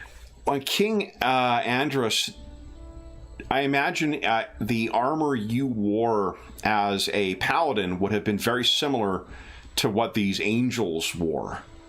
Are there any remaining resemblances between your current armor and what they had, or have you eschewed any of the former trappings, or any of the trappings of your former station? No, I think probably under all of like the ice and so the extra adornments, the base armor is actually still the same. He would probably have worn it when the ritual happened. So it's almost like looking down and it distorted. If one of them has happened to fallen down, just legs at the shore and body out, it's almost like looking in a distorted mirror down at this thing. Yeah. The only true common feature is that both of you are indeed dead. Mm-hmm. So as you guys are talking, as Zygmunt and Father Janos and Lady Bianca, you realize that your comrade is standing on the shore staring down at this thing. A former life, Andras. Yes. But one that keeps on haunting us. But that's hence the... Never mind. Lady Bianca. Murder the entire city. Isn't that what you were going to say, Father Janos? Well, yes, we should have raised it a couple of years ago, but it's an ongoing... I said perhaps we can use some of our worshippers to track down this beast through the night knives, and I know you have operatives in every single city, Lady Bianca. Who doesn't? The little minions are not lost on... You mean to tell me you're not aware of my dragon cult in your city? It's a pittance. It's the smallest ever, but... Are they the ones who started the fires after the earthquakes? No, there was enough fear there. They needed to do nothing of the sort. You may have lost a few residents. Did the Tyrant Queen have any earth aspect, or our former companion, who I guess we've forgotten their name, have any earth could have caused that earthquake? Now I'm definitely thinking conspiracy. Yeah. As far as you know, they didn't. Although maybe they did. I mean, Might was the one that she took, but who knows where that their lost domains. It could have been. That would be an interesting area that you guys were not. That isn't covered by any of yours, and you could see how like effectively the physical manifestation of or the godly manifestation of natural disasters would be another one you guys might steal, right? Yeah. You are missing a barbarian from your from your party, so perhaps that's who died in that. What his name was Crom or with the C. Yeah. So what would you guys like to do then? I'm probably going to reach out to my meditate and reach out to my night knives and see if. I guess first, are you doing that here, or are you guys? Maybe we should leave here since they think we're here. Is there a way we could raise this place? You could, like, collapse this cave, this cavern. Zigamond is certainly strong enough to. Perhaps we should do that so this does not happen again, and our enemies might think that they've destroyed us. Make it a big blazing disaster, like we all exploded or something. I can call down night in this area too. I mean, well, why don't the three of you depart this cave? Yes, I do not wish to be buried in it. He'll scoop you up if you want and fly you out of the cave. I can just shadow. Yeah, Janos can shadow step out of there. But the other two, it's got to be like picking up a hot rock, picking up King Andrus. Mm-hmm. Yeah. Yes, I think Andrus will climb out. He'll be. He goes to pick up Andrus, but he's already climbing up. He can Iceman out. He goes to pick up Andrus, and there's this is wall of steam. He's like, oh yeah, we will do that. I love the idea too. You like slamming your sword on your back, and like ice forms like a sheath on it, so you can just hold it strapped in the back. So yeah, Hot Lady Bianca, are you allowing Zigamond to bear you out? Yeah, for sure. I'm okay with that. Okay. So you are up top, and Zigamond, how do you take this cave down? I think initially it's from inside. He's just going to melt some rock with his fire breath and just weaken some of the support structures, and then fly out, and then go landing hard onto the ground and just watch it like cave in. Yeah. There's a brief reminder you have on the like instinctual level, Father Janos, of that earthquake hitting, because when Zigamond the terror hits the ground, everything shakes. And it is not long before there's nothing but a cloud of dust and a pile of rubble and a depression where the cave once stood. Yeah, so do we want to spread rumor that we were killed? No? Okay. We could deception is still my purview. Mm-hmm. Yes. What if we killed them in their sleep? Yeah, that's every fucking plan of yours. Well, he's also thinking, well, it could root out all the dissenters in Islam. Anyway. Well, mechanically, I don't know what would that believers. What would that do to our powers if our... Oh, this is true. Well, you already invested... Basically, you can unwork what you've done with your Dominion, but it would mean you would have to gain that Dominion again and then spend it to rework it. Yeah, no, I mean, like, I'm not sure mechanically if, our powers are partly granted because we have X number of followers, and if we spread word that we're all dead and our followers That's a good question. decide... No. So that's actually how you gain Dominion. The followers is by having your cult and having them active and whatnot. That's what gains you Dominion. In the game as written, you also can play on the faction scale.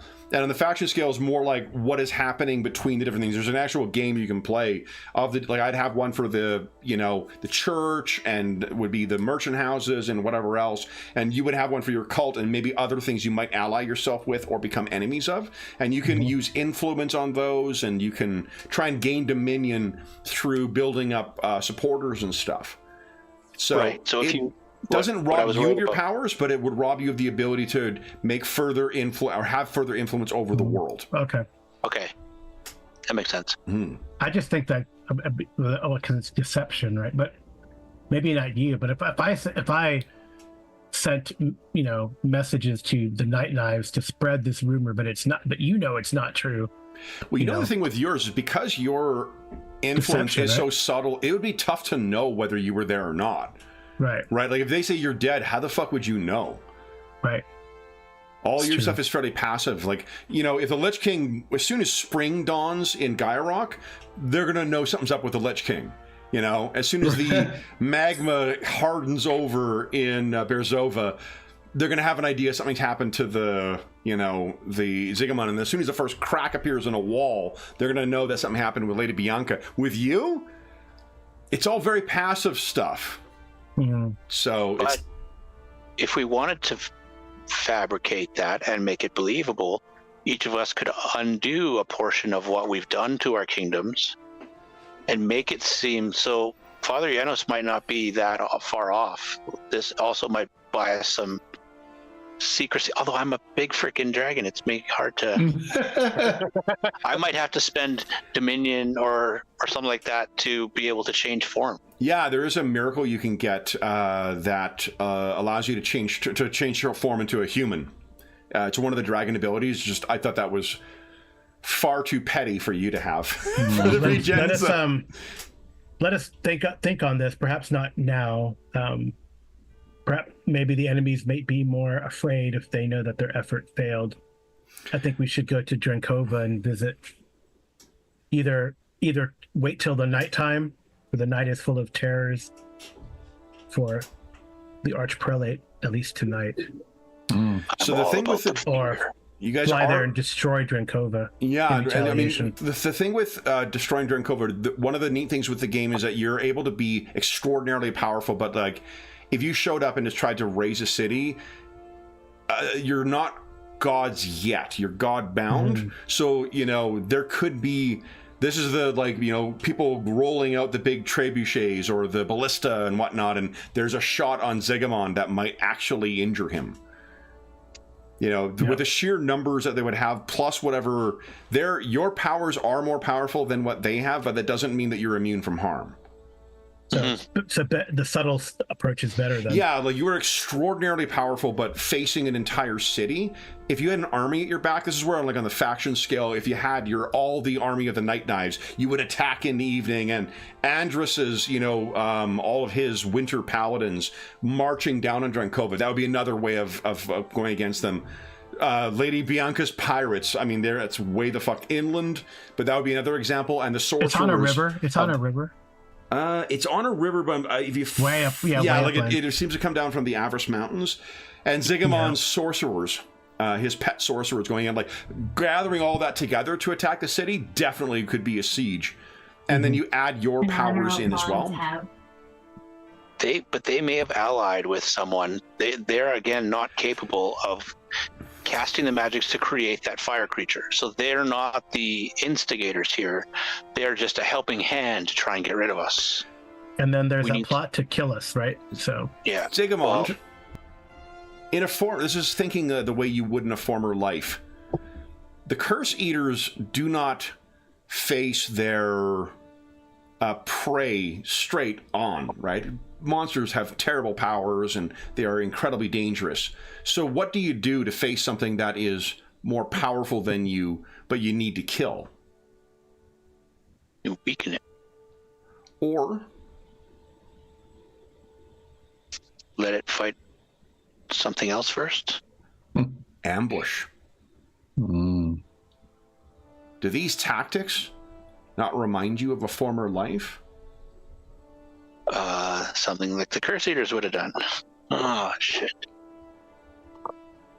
So if the Curse Eaters are in league with the Black Library, and wait a second, all of our past lives are connected here. Think about it.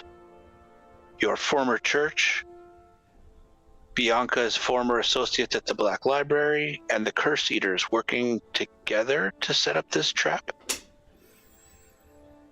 And someone is uniting those Dovin automatons in the northern border.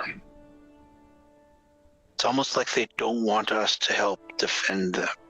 It's like the people rising up against us. But it's not. It's our past affiliations rising up. Well, I mean, the choice tonight is to visit Aureliana into her dreams or the prelate into their dreams to find out more information. What do you think? The Black Library in there. Yeah, perhaps the Black Library. Is that Black Library somewhere in the mountains or foothills? Or is that Berzova is the headquarters for it in the city itself. Oh, that's probably a good place to retire to there for the, recuperate. I would say visit the prelate in her dreams. Maybe find out who told her where we would be. Mm-hmm. That's not something she would know. Right. Yeah, right. Yeah. It might pull back the curtain a bit. Yeah, Bianca, you found this place for us. I assume very few people know this cave exists, this altar is here. And the Holy Prelate of the Dawning Sun is not one of them. Yeah, the Black Library would know, right? Or would Agreed. So the Black Library cast the magics to create that creature. Yeah, Dan Abnett and his.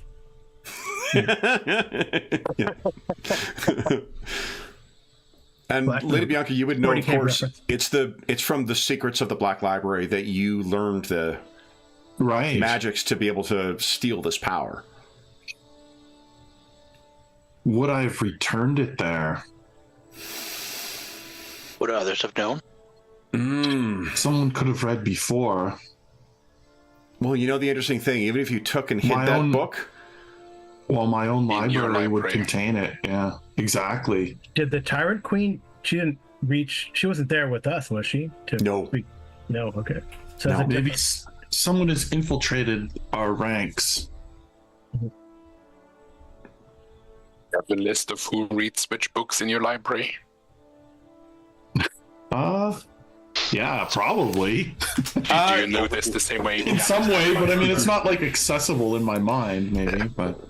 If she was in your domain and making use of a miracle, I think you could probably find a listing of, kind of what books were accessed. But I mean, I guess what you would be looking for is whether that book with those secrets was accessed and by whom.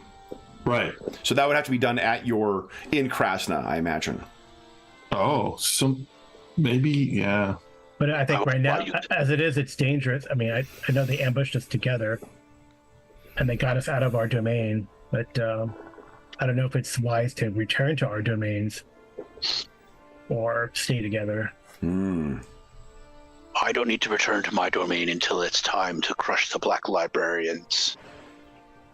I don't know if it's the whole Black Library, Zygmunt. The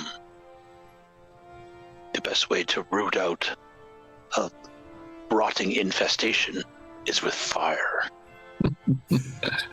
Yeah, but Burn then it out. It's hard to extract information from a terrified mind and one that's on fire, melted to brain. Well, Lady Bianca, do you think you can talk to your old companions at the Black Library? So we travel to Berzova to rest and recuperate? Or do we go to her place? We go to her city so she can figure out who's accessed the books. It would give us a name. And while we're doing that, Father Janos can commune with the prelate. Yep. Okay. Let's do that. We're going to Krasna then. Okay. King Andrus, does that work for you?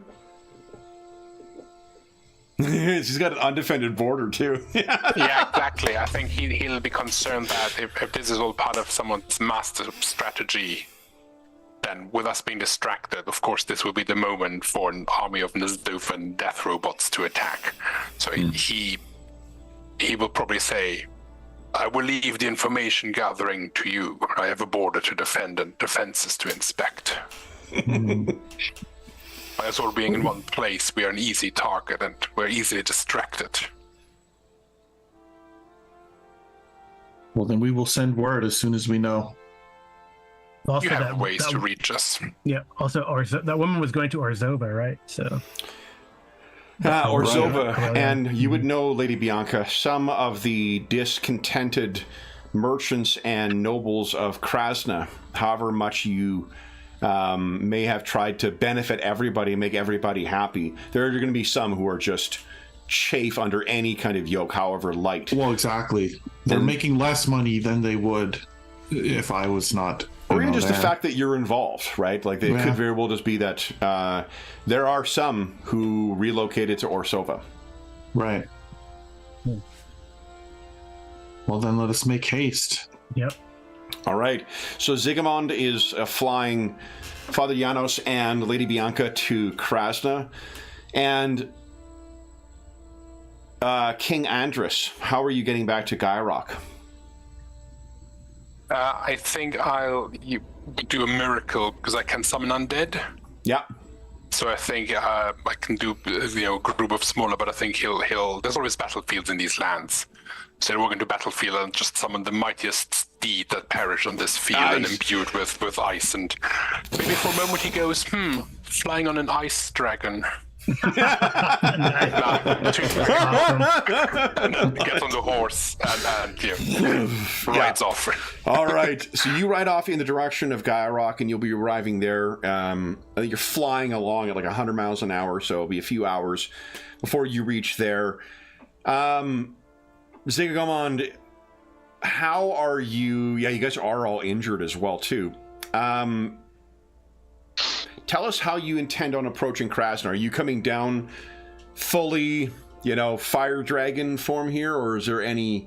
You could commit effort to a miracle to appear human. Let me check the time for that. I don't know if it's... Just to tell you what it's your option... It's a full day for a miracle. Oh, no, but I'm wondering for the duration of the transformation. Yeah. Second skin is what it's called.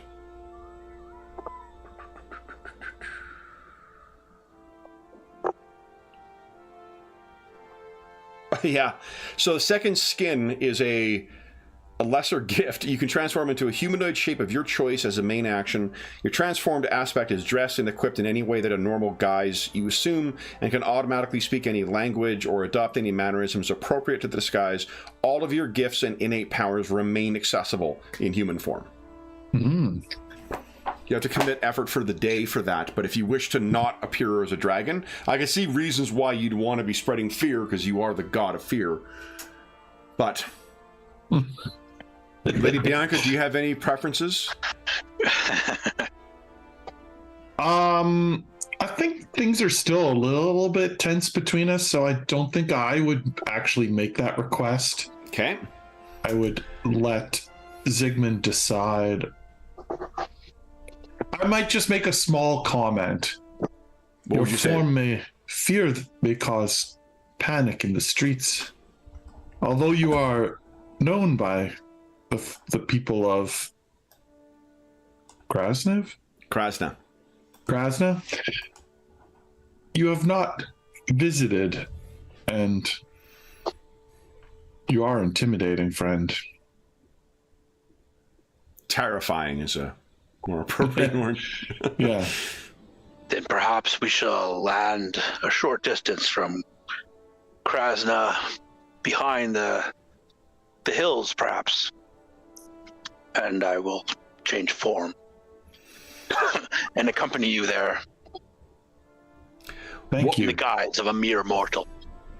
And what would you appear as? What you could take any form you like with this if you're committing the effort for the... And it's evening when you're arriving, so it would only be a few short hours before you would be able to rest and get all your effort back anyway. I'm thinking a pale-skinned, blonde-haired Nordheimer type. No, just kidding. He looks like Andros in his former life. Prince Andros. I mean, no. I think for Zygmunt, it would be he would have dark hair and a darker complexion, so that he fits in with the Krasnian folk on the coast. Okay. But still, I think he wants to be somewhat imposing. And while he might dial back the whole fear thing, yeah, maybe like a just hulking brute who's, maybe 6.5, 7 feet tall and muscle bound, and also needs to protect his friends. So he wants to. So no red hair. Nope. What is he dressed in?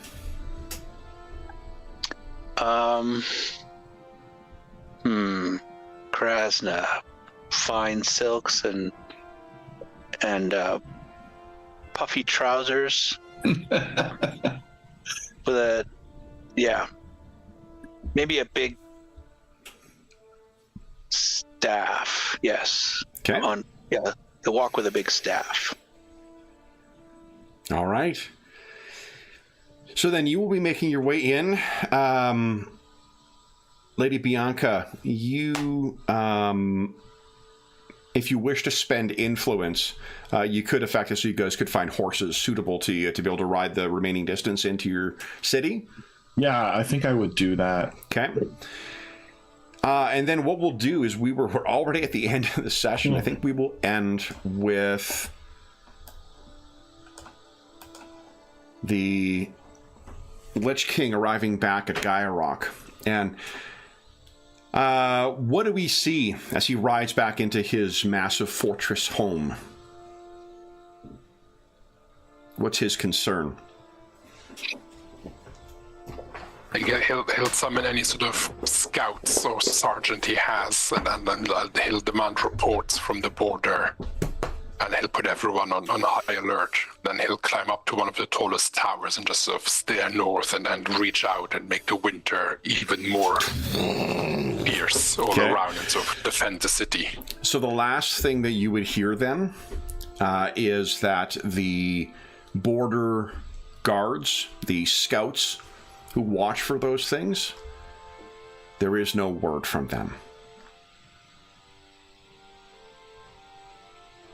So with Andros, the King Andros, his eyes trained eastward, Lady Bianca, Father Janos, and Zygmunt the Terror, looking to find secrets or more information about whoever plots against them, where unfortunately, in spite of the Time Witch's influence, we find ourselves out of that resource. So, first off, a huge thank you to Jeffrey for the request for this. That was a enormous amount of fun to write and more even to run. And I hope you guys enjoyed your time wearing godly trappings for this.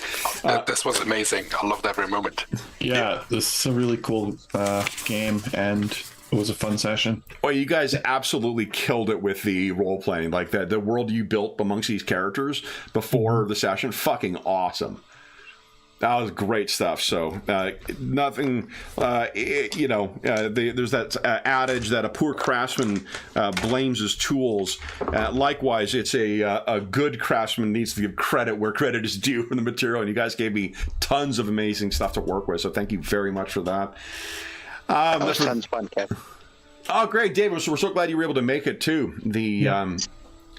We've been promising a Fang Dragon on the channel for a very long time, so hopefully a godly dragon of fire and fear was somewhere close to that reward. And you did an amazing job of making Islo even worse than I had pictured it too, Carl, so that was fucking great. So it's like no one wants to, they don't want to invade it from the south because they're like, why do we want this? I'm not going anywhere near that fucking place. So for those listening at home, thank you so much for joining us for our first charity charity session of the new year. We hope that you enjoyed our return. And again, if you this was in support of the SOS Children's Villages International Charity. So if you would like to make a donation to that charity, the link is down below in the description of the video. I will save the. I guess I will do part of our regular outro. As is always the case, if you have any comments, questions, or concerns regarding the session or the game, please don't hesitate to leave a comment in the comment section down below, and I'll endeavor to reply in a timely fashion. There's also a link down below to the Dungeon Musings Discord server where we have a charity initiatives channel. I think what is likely to happen is we're getting the charity request sessions out of the way for the first, not out of the way, but we're going to do them in the first half of the year. And the second half of the year, we'll do more donor funded or donor directed stuff. So that's tentatively the plan for now, but you will find more information about that over there. Again, I've also linked in the description of the video a link to where you can get a free copy of the PDF. There is on DriveThruRPG, there's a little bit of material that's missing from it, but not very much and not anything significant. You can get the full PDF of this for free by following the link down below. Kevin Crawford is amazing for doing that with all of his games. So if you would like to run this for your own group, everything I use there are some of the things in that lexicon of power that weren't there, and I will say I rolled randomly, for those who are curious, the different problems we had going on. 16 sorrows. It's a very cool supplement that allows you to randomly generate some problems that are on the godlike scale.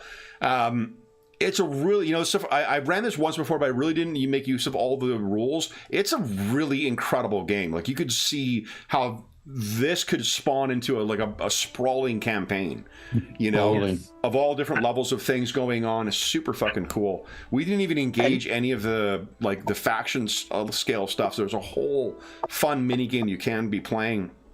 But in any event, we'll be back with our next charity session in 2 weeks' time. That one will be playing Freya Lagan's The Walking Dead. So we're looking forward to that. But the last thing I will say is an enormous thank you to our players for today. Thank you so much for taking the time out to play, guys. And Jeff, thank you so much for your generosity with your donation and for the... yeah, not just precisely. It's a totally different experience. Like I said, when Jeff had requested a high-powered session, it's the first game I thought of. Because it just feels like you're going to be able to... It's not like just playing like high-level D&D or Pathfinder or something like that. This is it's got the population and the cities and all the other stuff that works in that just blends it to a wholly different flavor. Totally agree. Yeah. So then... I hope this is not the last time we play. This is my goal for every single one of the charity sessions is to make sure you got to leave them wanting more. So for those listening at home, thank you again for joining us for this session. We'll be back with our next charity session soon. But until then, we hope that we gave you a few hours to take your mind off the troubles of our world and think about the troubles that our fledgling Godbound are undertaking. And until we see you again, stay safe, stay healthy, and happy gaming. See ya.